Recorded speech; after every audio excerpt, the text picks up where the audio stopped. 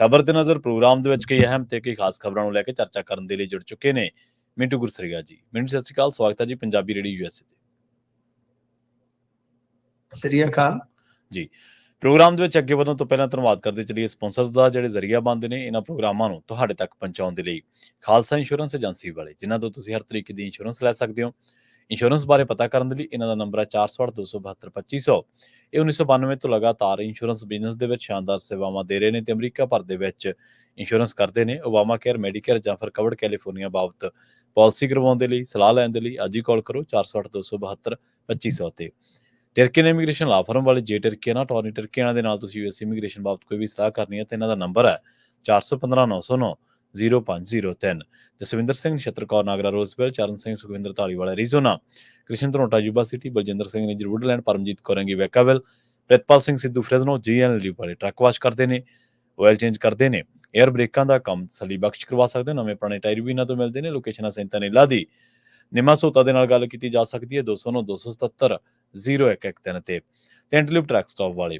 ਇਹਨਾਂ ਸਾਰੇ ਹੀ ਸਪਾਂਸਰਸ ਦਾ ਬਹੁਤ ਬਹੁਤ ਧੰਨਵਾਦ। ਤੇ ਜੇਕਰ ਤੁਸੀਂ ਵੀ ਪੰਜਾਬੀ ਰੇਡੀਓ USA ਦੇ ਇਹਨਾਂ ਪ੍ਰੋਗਰਾਮਾਂ ਨੂੰ ਸਪਾਂਸਰ ਕਰਨਾ ਚਾਹੁੰਦੇ ਹੋ ਤਾਂ ਸਟੂਡੀਓ ਦਾ ਨੰਬਰ ਹੈ 408-272-5200। ਅੱਜ ਦਾ ਇਹ ਖਬਰ ਤੇ ਨਜ਼ਰ ਪ੍ਰੋਗਰਾਮ ਸਾਲ 2024 ਦੀ 31 ਅਕਤੂਬਰ ਦਾ ਪ੍ਰੋਗਰਾਮ ਹੈ ਤੇ ਦਿਨ ਅੱਜ ਵੀਰਵਾਰ ਹੈ। ਮਿੰਟੂ ਜੀ, ਖਬਰਾਂ ਦੀ ਸ਼ੁਰੂਆਤ ਕਰੀਏ ਦੀਵਾਲੀ ਤੋਂ। ਕਹਿੰਦੇ ਦੀਵਾਲੀ ਨੇ ਚੁਣਾਵੀ ਕਰੰਟ ਜਿਹੜਾ ਸੀਗਾ ਉਹ ਮੱਧਮ ਕਰ ਦਿੱਤਾ ਜੀ। ਹਾਂਜੀ ਬਿਲਕੁਲ, ਦੀਵਾਲੀ ਦਾ ਅੱਜ ਕਹ ਲੋ ਕਿ ਇੱਕ ਜਸ਼ਨ ਚੱਲ ਰਿਹਾ ਹੈ। ਵੈਸੇ ਐਤਕੀ ਇਹ ਮਾਮਲਾ ਹੈ ਕਿ 2 ਵਾਰੀਆਂ, ਪਰ ਰਾਤੀ ਵੀ ਗੱਲ ਕੀਤੀ ਸੀ ਕਿ ਕੁਝ ਥਾਵਾਂ ਤੇ 31 ਨੂੰ ਯਾਨੀ ਅੱਜ ਇੰਡੀਆ 'ਚ ਹੈ, ਕੁਝ ਥਾਵਾਂ ਤੇ ਕੱਲ ਨੂੰ ਆ। ਤਾਂ ਬਾਜ਼ਾਰ ਇੱਕ ਤਰ੍ਹਾਂ ਨਾਲ ਕਹਿ ਲੋ ਕਿ ਹੋਰ ਵੀ ਲੰਮੀ ਰੌਣਕ ਜਿਹੜੀ ਹੈ ਉਹ ਰੱਖ ਸਕਣਗੇ। ਦੂਜੀ ਗੱਲ ਹੈ ਕਿ ਉਸ ਤੋਂ ਬਾਅਦ ਵਿਸ਼ਵਕਰਮਾ ਡੇ ਆ ਜਾਂਦਾ ਆਪਣੇ, ਫਿਰ ਸ਼ਨੀ ਐਤਵਾਰ ਆ। ਕਹਿਣ ਦਾ ਮਤਲਬ ਹੈ ਕਿ ਜਿਹੜੀਆਂ ਚੁਣਾਵੀ ਸਰਗਰਮੀਆਂ ਸੀਗੀਆਂ, ਦੇਖੋ ਸੋਸ਼ਲ ਮੀਡੀਆ ਤੇ ਸਭ ਕੁਝ ਚੱਲ ਰਿਹਾ ਹੈ। ਸੋਸ਼ਲ ਮੀਡੀਆ ਤੇ ਹਰੇਕ ਕੰਪੇਨਰ ਆਪਣਾ ਕੰਪੇਨ ਪਾ ਰਿਹਾ ਵਾ, ਪਰ ਉਦਾਂ ਹੁਣ ਇੱਕ ਵਾਰੀ ਤੇ ਸਭ ਥਾਵਾਂ ਤੇ ਤੁਹਾਨੂੰ ਪਤਾ ਹੀ ਆ, ਮੰਡੀਆਂ 'ਚ ਅੱਜ ਕੰਮ ਠੱਪ ਸੀਗਾ। ਮਜ਼ਦੂਰ, ਕਿਸਾਨ ਵਰਗ ਸਾਰੇ ਆਪੋ ਆਪਣੇ ਧਿਆਨਾਂ 'ਚ ਰੁੱਝੇ ਹੋਏ ਸਨ। ਫਿਰ ਇਸ ਤੋਂ ਇਲਾਵਾ ਖੇਤਾਂ ਦਾ ਵੀ ਕੰਮ ਥੋੜਾ ਬਹੁਤਾ ਹੀ ਚੱਲਦਾ ਹੈ, ਇੱਕ ਵਾਰੀ ਠੱਪ ਹੈ। ਤਾਂ ਕੁੱਲ ਮਿਲਾ ਕੇ ਆਪਾਂ ਕਹਿ ਸਕਦੇ ਹਾਂ ਕਿ ਜਦੋਂ ਇਸ ਤਰ੍ਹਾਂ ਦੀਆਂ ਸਮਾਜਿਕ ਸਰਗਰਮੀਆਂ, ਕਿਰਤ ਨਾਲ ਜੁੜੀਆਂ ਸਰਗਰਮੀਆਂ, ਸਾਰਾ ਕੁਝ ਠੱਪ ਹੋ ਜਾਂਦਾ ਹੈ। ਦੇਸ਼ ਕਹਿ ਲੋ, ਸਟੇਟ ਕਹਿ ਲੋ, ਸਾਰੇ ਜਦੋਂ ਇੱਕ ਖੁਸ਼ੀ ਦੇ ਦਿਹਾੜੇ ਨੂੰ ਮਨਾਉਣ ਵਾਸਤੇ ਜੁਟ ਜਾਂਦੇ ਆ, ਰੋਸ਼ਨੀਆਂ ਦਾ ਦਿਨ ਕਿਹਾ ਜਾਂਦਾ ਹੈ ਦੀਵਾਲੀ ਨੂੰ, ਤਾਂ ਫਿਰ ਸਰਗਰਮੀਆਂ ਕਰੋਗੇ ਕਿੱਥੇ? ਤਾਂ ਬਹਰਹਾਲ ਗੱਲ ਇਹ ਆ ਕਿ ਕਹਾਣੀ ਉੱਥੇ ਦੀ ਉੱਥੇ ਹੀ ਖਲੋਤੀ ਆ ਪ੍ਰਵੀਨ ਜੀ, ਕਿ ਜ਼ੋਰ ਲੱਗ ਰਿਹਾ। ਬਰਨਾਲੇ ਦਾ ਤੁਸੀਂ ਆਪਾਂ ਜੇ ਮੋਟਾ ਇੱਕ ਪੰਛੀ ਝਾਤ ਦੇ ਤੌਰ ਤੇ ਐਨਾਲਿਸਿਸ ਲਈਏ ਤਾਂ ਉੱਥੇ ਜੇ ਤੁਸੀਂ ਦੇਖੋਗੇ, ਗੱਲ ਇਹ ਆ ਕਿ ਕਾਲਾ ਢਿੱਲੋਂ, ਕੇਵਲ ਢਿੱਲੋਂ, ਹਾਲੇ ਉਹਨਾਂ ਨੇ ਕਰੰਟ ਫੜਨਾ ਹੈ। ਪਰ 2 ਜਿਹੜੇ ਪਲੇਅਰ ਹੈ, ਧਾਲੀਵਾਲ ਸਾਹਿਬ, ਏਦਾਂ ਲੱਗਦਾ ਮੀਤ ਹੇਅਰ, ਤੁਸੀਂ ਸੱਚ ਜਾਣਿਓ ਪਿੱਛੇ ਜੇ ਇੱਕ ਪਿੰਡ ਦੇ ਵਿੱਚ ਲੜਾਈ ਵੀ ਹੋ ਗਈ ਸੀ, ਇੱਥੇ ਇਹਨਾਂ ਦੀ ਟੀਮ ਬਿਲਕੁਲ ਇਹਨਾਂ ਦੇ ਉਲਟ ਹੋ ਗਈ ਤੇ ਉਹਨੂੰ ਮਨਾਉਣ ਦੇਖ ਲਓ ਹਸਪਤਾਲ ਚੋਂ ਸਿੱਧੇ ਉੱਥੇ ਪਹੁੰਚੇ ਹੋਏ ਸਨ। ਯਾਨੀ ਧਾਲੀਵਾਲ ਸਾਹਿਬ ਦੀ ਟਿਕਟ ਹਾਲ ਦੀ ਘੜੀ ਤਾਂ ਚਲੋ ਕਲੀਅਰ ਹੋ ਗਈ, ਪਰ ਸੀਟ ਫਸੀ ਹੋਈ ਆ ਉੱਥੇ। 62 ਨੂੰ ਭਰਵਾਂ ਹੁੰਗਾਰਾ ਮਿਲ ਰਿਹਾ। ਤਾਂ ਪਰ ਲੋਕ ਇਹ ਕਹਿ ਰਹੇ ਆ ਕਿ ਜਿਵੇਂ ਕੇਵਲ ਢਿੱਲੋਂ, ਕਾਲਾ ਢਿੱਲੋਂ ਪੂਰਾ ਜ਼ੋਰ ਫੜਨਗੇ ਨਾ, ਅਸਲ ਤਸਵੀਰ ਉਦੋਂ ਨਿਕਲੇਗੀ। ਦੂਜੀ ਸੀਟ ਹੈਗੀ ਆ, ਜੇ ਆਪਾਂ ਦੇਖੀਏ ਤਾਂ ਉਹ ਹੈ ਗਿੱਦੜਬਾਹਾ ਦੀ ਹੌਟ ਸੀਟ। ਤਾਂ ਇੱਥੇ ਡਿੰਪੀ ਦੇ ਜਿਹੜੇ ਕਲੋਜ਼, ਮਤਲਬ ਕਿ ਨਾਲ ਰਹਿਣ ਵਾਲੇ ਬੰਦੇ ਆ, ਜਦ ਅਸੀਂ ਉਹਨਾਂ ਦੇ ਨਾਲ ਗੱਲ ਕਰਦੇ ਆ ਤਾਂ ਉਹ ਵੀ ਐਂ ਕਹਿ ਲਓ ਕਿ ਉਂਗਲ ਚ ਉਂਗਲ ਪਾ ਕੇ ਜ਼ੋਰ ਨਾਲ ਕਹਿੰਦੇ ਆ ਕਿ ਬਾਈ ਬਹੁਤ ਫਸਵੀਂ ਚੱਕਰ ਹੈ। ਤੇ ਜੇ ਪੁੱਛੀਏ ਕਿਹਦੇ ਨਾਲ, ਕਹਿੰਦੇ ਰਾਜੇ ਨਾਲ। ਤੇ ਫਿਰ ਜਿੱਤਾ ਹਾਰ ਦਾ ਕੀ ਆ, ਉਹ ਕਹਿੰਦੇ ਤੈਅ ਕਰਨਾ ਮਨਪ੍ਰੀਤ ਨੇ। ਤਾਂ ਉਧਰ ਡੇਰਾ ਬਾਬਾ ਨਾਨਕ ਚ ਕਹਿ ਲਓ ਕਿ ਉੱਥੇ ਵੀ ਫਸਵਾਂ ਮੁਕਾਬਲਾ ਹੈ। ਉੱਥੇ ਵੀ ਕੋਈ ਇਹ ਨਹੀਂ ਆਪਾਂ ਕਹਿ ਕਿ ਬਈ ਸਾਰੀ ਗੇਮ ਜਿਹੜੀ ਆ ਉਹ ਯਕਦਮ ਇੱਕ ਪਾਸੇ ਨੂੰ ਖਿੱਚੀ ਜਾਊਗੀ। ਹਾਲਾਂਕਿ ਸੁਖੀ ਰੰਧਾਵਾ ਦਾ ਬਾਰ-ਬਾਰ ਕਹਿਣਾ ਕਿ ਜੇ ਸਾਥ ਦੇ ਦਿੱਤਾ ਪੁਰਾਣੇ ਕਾਂਗਰਸੀਆਂ ਨੇ ਤਾਂ ਗੱਲ ਬਣ ਸਕਦੀ ਆ। ਪਰ ਓਵਰਆਲ ਜੇ ਤੁਸੀਂ ਲੋਕ ਸਭਾ ਦੇ ਵਿੱਚ ਵੇਖੋਗੇ ਜੋ ਆંકੜੇ ਫਿਲਹਾਲ ਦੇ ਸੀਗੇ, ਇਹਨਾਂ 4 ਚੋਂ ਜੇ ਆਪਾਂ ਆਮ ਆਦਮੀ ਪਾਰਟੀ ਦੀ ਗੱਲ ਕਰੀਏ ਤਾਂ ਆਮ ਆਦਮੀ ਪਾਰਟੀ ਨੇ 2 ਸੀਟਾਂ ਤੇ ਅੱਛਾ ਪ੍ਰਦਰਸ਼ਨ ਕੀਤਾ ਸੀ, ਆਪਾਂ ਦੇਖਿਆ ਵਾ। ਤੇ ਬਹੁਤ ਅੱਛਾ, ਯਾਨੀ ਉੱਥੋਂ ਉਸ ਹਿਸਾਬ ਨਾਲ, ਅੰਕੜੇ ਦੇ ਹਿਸਾਬ ਨਾਲ। ਪਰ ਸਕੋਰ ਜਿਹੜਾ 2-1 2-2, ਇਹ ਪਤਾ ਨਹੀਂ ਹੁਣ ਕੀ ਕੁਝ ਨਹੀਂ ਕਿਹਾ ਜਾ ਸਕਦਾ। ਪਰ ਜਿੱਥੇ ਆਪਾਂ ਹੁਣ ਇਸ ਚੁਣਾਵੀ ਸਰਗਰਮੀ ਨੂੰ ਇੱਕ ਵਿਰਾਮ ਤੇ ਦੇਖਦੇ ਆ, ਤਾਂ ਉੱਥੇ ਇਹ 2 ਸੀਟਾਂ ਜਿਹੜੀਆਂ ਬਰਨਾਲਾ, ਗਿੱਦੜਬਾਹਾ ਬਹੁਤ ਫਸਵੀਆਂ ਨੇ, ਡੇਰਾ ਬਾਬਾ ਨਾਨਕ ਵੀ ਤੇ ਚੱਬੇਵਾਲ ਦਾ ਹਾਲੇ ਕੋਈ ਪਤਾ ਨਹੀਂ ਲੱਗਦਾ। ਉੱਥੇ ਇਹ ਆ ਕਿ ਆਮ ਆਦਮੀ ਪਾਰਟੀ ਅਤੇ ਭਾਜਪਾ ਜਿਹੜੇ ਆ ਟਕਰਾ ਸਕਦੇ ਆ, ਤੇ ਵਿੱਚ ਕਾਂਗਰਸ ਵੀ ਕਹਿ ਲੋ ਕਿ ਕਰੜੀ ਟੱਕਰ ਦੇ ਸਕਦੀ ਜੀ। ਜੀ, ਅਗਲੀ ਖਬਰ ਦੇ ਵੱਲ ਵਧੀਏ ਤੇ ਪੰਜਾਬ ਦੇ ਵਿੱਚੋਂ ਵੀ ਕਹਿੰਦੇ ਡਿਜੀਟਲ ਅਰੈਸਟ ਦੀ ਕੋਈ ਗੱਲ ਸਾਹਮਣੇ ਆਈ ਹੈ ਜੀ। ਦੇਖੋ, ਡਿਜੀਟਲ ਅਰੈਸਟ ਜਿਹੜੇ ਇਸ ਤਰ੍ਹਾਂ ਦੇ ਸ਼ਬਦ ਆ, ਅਸੀਂ ਤੇ ਆਪਣੀ ਜ਼ਿੰਦਗੀ 'ਚ ਪਹਿਲੀ ਵਾਰੀ ਸੁਣ ਰਹੇ ਹਾਂ। ਡਿਜੀਟਲ ਅਰੈਸਟ ਕੀ ਆ ਕਿ ਜਿਵੇਂ ਅੱਗੇ ਇੱਕ ਬਹੁਤ ਵੱਡੇ ਪੰਜਾਬ ਦੇ ਕਾਰੋਬਾਰੀ ਨੂੰ ਇਸੇ ਤਰ੍ਹਾਂ ਡਿਜੀਟਲ ਅਰੈਸਟ ਕਰਕੇ 7 ਕਰੋੜ ਠੱਗਿਆ ਗਿਆ ਸੀ, ਪਰ ਪੰਜਾਬ ਪੁਲਿਸ ਜਾਂ ਕਹਿ ਲਓ ਕਿ ਜੋ ਸਾਈਬਰ ਸੈੱਲ ਹੈ ਇਹਨਾਂ ਦਾ, ਉਹਨੇ ਬਹੁਤ ਜਲਦੀ ਬੰਦੇ ਲੱਭ ਲਏ ਸਨ। ਹੁਣ ਹੋਇਆ ਕੀ ਆ ਕਿ ਇਹ ਪਹਿਲੀ ਮਰਤਬਾ ਹੈ ਜਦੋਂ ਪੰਜਾਬ ਦੇ ਵਿੱਚੋਂ ਡਿਜੀਟਲ ਅਰੈਸਟ ਦਾ ਇੱਕ ਵੱਡਾ ਮਾਮਲਾ ਨਿਕਲ ਕੇ ਆ ਰਿਹਾ। ਦਰਅਸਲ ਕੀ ਆ ਕਿ ਪੰਚਕੂਲਾ ਦੇ ਵਿੱਚ ਇੱਕ ਰਿਟਾਇਰਡ 에ਅਰ ਫੋਰਸ ਅਧਿਕਾਰੀ ਨੂੰ ਡਿਜੀਟਲ ਅਰੈਸਟ ਕੀਤਾ ਗਿਆ। ਯਾਨੀ ਡਿਜੀਟਲ ਅਰੈਸਟ ਕੀ ਆ? ਡਿਜੀਟਲ ਅਰੈਸਟ ਕਿ ਇੱਥੇ ਇੱਕ WhatsApp ਤੇ ਕੋਈ ਮੈਸੇਜ ਆ ਗਿਆ, ਵਾਰੰਟ ਟਾਈਪ ਆ ਗਿਆ, ਅਦਾਲਤ ਦਾ ਬੰਦਾ ਘਬਰਾ ਜਾਂਦਾ, ਕੰਬ ਜਾਂਦਾ ਕਿ ਇਹ ਕੀ ਹੋ ਗਿਆ। ਫਿਰ ਉਸ ਤੋਂ ਬਾਅਦ ਉਸ ਨੂੰ ਕੋਈ ਸਕਾਈਪ ਵਗੈਰਾ ਡਾਊਨਲੋਡ ਕਰਵਾ ਕੇ ਵੀਡੀਓ ਕਾਲ ਤੇ ਆਉਣ ਵਾਸਤੇ ਕਿਹਾ ਜਾਂਦਾ, ਤੇ ਉਸ ਤੋਂ ਬਾਅਦ ਫਿਰ ਉਹਨੂੰ ਕਿਹਾ ਜਾਂਦਾ ਕਿ ਫੋਨ ਕਾਲ ਨਾ ਕੱਟੀ। ਫਿਰ ਹੌਲੀ ਹੌਲੀ ਕਹਿ ਲਓ ਕਿ ਉਹ ਬੰਦਾ 5 ਦਿਨ ਵੀ ਚੱਲ ਜਾਂਦਾ, 10 ਦਿਨ ਵੀ ਚੱਲ ਜਾਂਦਾ, 1 ਦਿਨ ਵੀ ਚੱਲ ਜਾਂਦਾ, ਪਰ ਉਹਨਾਂ ਨੂੰ ਕੁਛ ਨਾ ਕੁਛ ਚੱਲ ਜਾਂਦਾ। ਜੋ ਵੀ ਹੋਵੇ, ਤੁਹਾਡੀ ਔਕਾਤ ਦੇ ਮੁਤਾਬਕ ਜਾਂ ਕਿਸਮਤ ਦੇ ਮੁਤਾਬਕ ਉਹ ਖਿੱਚ ਕੇ ਲੈ ਜਾਂਦੇ ਆ। ਤਾਂ ਇਸ ਨੂੰ ਬੋਲਦੇ ਆ ਡਿਜੀਟਲ ਅਰੈਸਟ। ਇੰਡੀਆ 'ਚ ਇਹ ਹਜ਼ਾਰਾਂ ਕਰੋੜ ਦੀ ਠੱਗੀ ਬਣਦੀ ਜਾ ਰਹੀ ਆ। ਤਾਂ ਉਹ ਇੱਥੇ ਕੀ ਹੋਇਆ ਹੈ, ਦਿਲਚਸਪ ਗੱਲ ਜਿਹੜੀ ਆ ਉਹ ਇਹ ਆ ਕਿ ਜਦੋਂ ਇਹ ਡਿਜੀਟਲ ਅਰੈਸਟ ਹੋਈ, ਇਹਦੇ ਪੈਸੇ ਜਿਹੜੇ ਆ ਮੁੰਬਈ ਦੇ ਇੱਕ ਬੈਂਕ ਅਕਾਊਂਟ 'ਚ ਪਾਏ ਗਏ। ਤੇ ਕਮਾਲ ਇਹ ਆ ਕਿ ਉਹ ਪੈਸੇ ਘੁੰਮ ਕੇ ਆਪਣੇ ਇਲਾਕੇ ਦਾ, ਪ੍ਰਵੀਨ ਜੀ, ਇੱਕ ਪਿੰਡ ਆ ਰੁਪਾਣਾ, ਰੁਪਾਣੇ ਦਾ ਇੱਕ ਜਿਹੜਾ ਉਹ ਬੈਂਕ ਆ ਉਹਦੇ ਵਿੱਚ ਆ ਗਏ। ਤਾਂ ਇਹਨਾਂ ਦੇ ਕੰਨ ਖੜੇ ਹੋ ਗਏ ਕਿ ਕਮਾਲ ਦੀ ਗੱਲ, ਪੰਚਕੂਲਾ 'ਚ ਠੱਗੀ, ਮੁੰਬਈ 'ਚ ਪੈਸਾ, ਵਾਪਸ ਪੈਸਾ ਜਿਹੜਾ ਉਸ ਅਕਾਊਂਟ 'ਚੋਂ ਰੁਪਾਣੇ ਬ੍ਰਾਂਚ, ਜਦ ਇਹਨਾਂ ਨੇ ਉਸ ਖਾਤੇ ਨੂੰ, ਜਿਸ ਖਾਤੇ 'ਚ ਪੈਸੇ ਆਏ ਸਨ, ਉਸ ਨੂੰ ਖੰਗਾਲਿਆ ਤਾਂ ਕੁਝ ਦਿਨ ਪਹਿਲਾਂ 3 ਚੈੱਕਾਂ ਦੇ ਜ਼ਰੀਏ ਕਰੋੜ ਰੁਪਈਆ ਉਹਦੇ 'ਚੋਂ ਹੋਰ ਕਢਾਇਆ ਜਾ ਚੁੱਕਾ ਸੀਗਾ। ਤਾਂ ਪੁਲਿਸ ਨੂੰ ਪਤਾ ਲੱਗ ਗਿਆ, ਇਹਨਾਂ ਨੇ ਟਰੈਪ ਕੀਤਾ। ਉਹੀ ਵਿਅਕਤੀ ਜਦ ਦੁਬਾਰਾ ਆਇਆ ਤਾਂ ਉਸ ਨੂੰ ਨੱਪ ਲਿਆ ਗਿਆ। ਬਾਅਦ 'ਚ ਪਤਾ ਲੱਗਾ ਕਿ ਕੁਝ ਸਮਾਂ ਪਹਿਲਾਂ ਮੁੰਬਈ ਦੀ ਜੇਲ੍ਹ 'ਚੋਂ ਰਿਹਾ ਹੋ ਕੇ ਆਇਆ ਸੀਗਾ, ਉੱਥੇ ਹੀ ਬੰਦੇ ਨੇ ਇਹ ਜੁਗਾੜ ਸੈੱਟ ਕਰ ਲਿਆ। ਤੇ ਜਿਹੜੇ ਖਾਤੇ 'ਚ ਰੁਪਾਣੇ ਪੈਸੇ ਆਏ, ਯਾਨੀ ਪੰਜਾਬ ਦੇ ਅਕਾਊਂਟ 'ਚ ਆਏ, ਉਹ ਸੁਮਨ ਨਾਂ ਦੀ ਇੱਕ ਔਰਤ ਦਾ ਸੀ, ਗਰੀਬ ਔਰਤ ਸੀ, ਜਿਸਨੇ ਕਿਰਾਏ ਤੇ ਅਕਾਊਂਟ ਦੇ ਦਿੱਤਾ ਗਾ। ਓਹੋ, ਅੱਛਾ। ਤਾਂ ਬਦਲੇ 'ਚ ਉਸਨੂੰ ਸਿਰਫ 3000 ਰੁਪਈਆ ਮਿਲਿਆ ਸੀਗਾ। ਤਾਂ ਜਦ ਕਿ ਇਹ ਹੀ ਇਕੱਲੀ ਠੱਗੀ 83 ਲੱਖ ਦੀ ਸੀ, ਕਰੋੜ ਰੁਪਈਆ ਪਹਿਲਾਂ ਜਿਹੜਾ ਇਸ ਖਾਤੇ 'ਚੋਂ ਕਢਵਾਇਆ ਜਾ ਚੁੱਕਾ ਸੀਗਾ। ਸੋ ਇਸ ਤਰ੍ਹਾਂ ਇੱਕ ਤਰ੍ਹਾਂ ਨਾਲ ਕਹਿ ਲਓ ਕਿ ਪੰਜਾਬ ਦੇ ਵਿੱਚੋਂ ਇਹ ਡਿਜੀਟਲ ਅਰੈਸਟ ਨਾਲ ਜੁੜੀ ਇੱਕ ਵੱਡੀ, ਮੈਂ ਕਹੂੰਗਾ ਕਿ ਖਬਰ ਆ ਕਿ ਹਿਸਾਬ ਲਾ ਲਓ ਗਰੀਬਾਂ ਦੇ ਖਾਤੇ ਕਿਸ ਤਰ੍ਹਾਂ ਇਸਤੇਮਾਲ ਕੀਤੇ ਜਾਂਦੇ ਆ। ਯਾਨੀ ਇਹਨਾਂ ਨੇ ਖਾਤੇ ਜਿਹੜੇ ਆ ਇੰਨੇ ਹਾਇਰ ਕੀਤੇ ਹੁੰਦੇ ਆ ਜਾਂ ਬਣਵਾਏ ਹੁੰਦੇ ਆ, ਫਰਜ਼ੀ ਲਏ ਹੁੰਦੇ ਆ। ਬੈਂਕ ਕਰਮਚਾਰੀ ਵੀ ਕਈ ਵਾਰ ਰਲ ਜਾਂਦੇ ਆ ਕਿ ਉਹ 10-15 ਖਾਤੇ ਹੁੰਦੇ ਆ, ਖਾਤਿਆਂ 'ਚੋਂ ਘੁੰਮਦਾ ਘਮਾਉਂਦਾ ਪੈਸਾ ਜਿਹੜਾ ਉਹ ਇੱਕ ਤਰ੍ਹਾਂ ਨਾਲ ਕਹਿ ਲਓ ਕਿ ਇੰਨਾ ਗਾਹ ਨਿਕਲ ਜਾਂਦਾ ਕਿ ਕਈ ਵਾਰ ਫਿਰ ਹੱਥ ਨਹੀਂ ਆਉਂਦੇ। ਸੋ ਇਹ ਪੰਜਾਬ ਨਾਲ ਜੁੜਿਆ ਪਹਿਲਾ ਮਾਮਲਾ ਹੈ ਜਿਹਦੇ ਵਿੱਚ 83 ਲੱਖ ਰੁਪਏ ਦੀ ਠੱਗੀ ਨਹੀਂ, ਬਲਕਿ ਉਸ ਤੋਂ ਪਹਿਲਾਂ ਵੀ ਕਈ ਟ੍ਰਾਂਜੈਕਸ਼ਨਾਂ ਜਿਹੜੀਆਂ ਸੀ ਹੋਈਆਂ ਸੀ, ਉਹ ਫੜੀਆਂ ਗਈਆਂ। ਜੀ, ਤੇ ਮਿੰਟੂ ਜੀ, ਅਗਲੀ ਖਬਰ ਦੇ ਵੱਲ ਵਧੀਏ ਤੇ ਆਪਾਂ ਗੱਲ ਕਰੀਏ ਸਰਕਾਰ ਦੀ। ਸਰਕਾਰ ਕਹਿੰਦੀ ਹੈ ਜੀ ਅਸੀਂ 2260 ਕਰੋੜ ਰੁਪਇਆ ਵੱਟ ਲਿਆ। ਪ੍ਰਵੀਨ ਜੀ, ਗੱਲ ਇਹ ਆ ਕਿ ਕੁਝ ਦਿਨ ਪਹਿਲਾਂ ਤੋਂ ਇੱਕ ਚਰਚਾ ਚੱਲਦੀ ਸੀਗੀ ਕਿ ਇਹਨਾਂ ਨੇ ਆਪਣੀ ਜਾਇਦਾਦ ਵੇਚਣੀ ਹੈ, ਜਾਇਦਾਦ ਵੇਚਣੀ ਆ। ਹੁਣ ਇਹਨਾਂ ਨੇ ਜਾਇਦਾਦ ਵੇਚ ਦਿੱਤੀ ਆ ਤੇ ਨਾਲ ਕਿਹਾ ਕਿ ਦੇਖੋ ਜੀ, ਅਸੀਂ ਆ ਜਿਹੜਾ 2260 ਕਰੋੜ ਰੁਪਈਆ ਇਹ ਵੱਟ ਲਿਆ। ਚਲੋ, ਚੰਗੀ ਗੱਲ ਆ। ਹੁਣ ਦੇਖੋ, ਇਹ ਪੈਸਾ ਜਿਹੜਾ ਹੈ, ਜਿਵੇਂ ਆਪਾਂ ਵੱਖ-ਵੱਖ ਸ਼ਹਿਰੀ ਵਿਕਾਸ ਅਥਾਰਟੀਆਂ ਦਾ ਦੇਖਦੇ ਹਾਂ, ਪਰ ਮੈਂ ਤੁਹਾਨੂੰ ਅੱਗੇ ਹੀ ਦੱਸਿਆ ਸੀਗਾ ਕਿ ਪੰਜਾਬ ਸਰਕਾਰ ਇਹਦੇ ਚੋਂ ਹਿੱਸਾ ਲੈ ਲੈਂਦੀ ਆ, ਚਾਹੇ ਉਧਾਰਾ ਸੁਧਾਰਾ ਹੋਵੇ ਪ੍ਰਵੀਨ ਜੀ, ਤੇ ਚਾਹੇ ਉਹ ਕਿਸੇ ਹੋਰ ਤਰੀਕੇ ਨਾਲ ਹੋਵੇ, ਕਢਾ ਲੈਂਦੇ। ਹੁਣ ਗੱਲ ਇਹ ਆ ਕਿ ਇਸ ਮਾਮਲੇ ਦੇ ਵਿੱਚ ਵਾਰ-ਵਾਰ ਜੇ ਆਪਾਂ ਅੰਕੜਾ ਗਿਣਾਈਏ ਤੇ 2 ਮਹੀਨਿਆਂ ਦਾ 5000 ਕਰੋੜ ਆ। ਕਿਉਂਕਿ ਸਰਕਾਰ ਦਾ ਜਿਹੜਾ ਪੈਸਾ ਉਹ ਕੁਝ ਕੇਂਦਰ ਕੋਲ ਫਸਿਆ ਪਿਆ ਤੇ ਕੁਝ ਜੇ ਆਪਾਂ ਵੇਖੀਏ ਤਾਂ ਵਧਿਆ ਨਹੀਂ। ਅਸਾਸੇ ਜਿਹੜੇ ਆ, ਮਾਲੀਆ ਅਸਾਸੇ ਜਿਹੜੇ ਆ ਉਹ ਇੰਨੇ ਭਰਪੂਰ ਨਹੀਂ ਹੋਏ। ਥੋੜੀ ਬਹੁਤੀ ਗਰੋਥ ਹੋਈ ਆ, ਪਰ ਖਰਚਿਆਂ ਦੇ ਲਿਹਾਜ਼ ਨਾਲ ਦੇਖੀਏ ਤੇ ਖਰਚੇ ਜਿਹੜੇ ਆ ਉਹ ਸਾਲ ਦਰ ਸਾਲ ਇਹਨਾਂ ਦੇ ਵੱਧਦੇ ਤੁਰੇ ਜਾਂਦੇ ਆ। ਇਸ ਕਰਕੇ ਹੁਣ ਜੇ ਆਪਾਂ ਦੇਖ ਸਕਦੇ ਆ ਕਿ ਬਈ ਇਹਨਾਂ ਨੇ ਇਹ ਪੈਸਾ ਜਿਹੜਾ ਵਟਿਆ 5000 ਕਰੋੜ, ਉਹ ਇਸ ਕਰਕੇ ਕਾਹਲੀ 'ਚ ਲਿਆਂਦਾ ਇਹਨਾਂ ਨੇ ਕਿ ਆ 4 ਜ਼ਿਮਨੀ ਚੋਣਾਂ ਜਿਵੇਂ ਖਤਮ ਹੋਣਗੀਆਂ ਤਿਵੇਂ ਨਾਲ ਦੀ ਨਾਲ ਸਥਾਨਕ ਸਰਕਾਰਾਂ ਦੀਆਂ ਚੋਣਾਂ ਜਿਹੜੀਆਂ ਉਹ ਚੱਲ ਪੈਣਗੀਆਂ। ਤਾਂ ਘੱਟੋ ਘੱਟ ਕੋਈ ਇੱਟ ਵੱਟਾ ਤੇ ਲੱਗੇ ਨਾ ਗਲੀਆਂ ਦੇ ਵਿੱਚ, ਲੋਕਾਂ ਨੂੰ ਦੀਦਾ ਹੀ ਕੱਖ ਨਹੀਂ। ਜੀ ਜੀ ਖਾਲੀ ਘੋੜੀ ਹਿਣਕਦੀ ਉੱਤੇ ਨਹੀਂ ਦੀਦਾ ਵੀਰ। ਉਹ ਕਹਿੰਦੇ ਕਰੀਏ ਕੀ ਬਈ, ਕੁਛ ਵੀ ਨਹੀਂ ਦਿਸਣ ਡਿਆ, ਹਨੇਰੇ 'ਚ ਹੀ ਟੱਕਰਾਂ ਮਾਰ ਰਹੇ ਆ।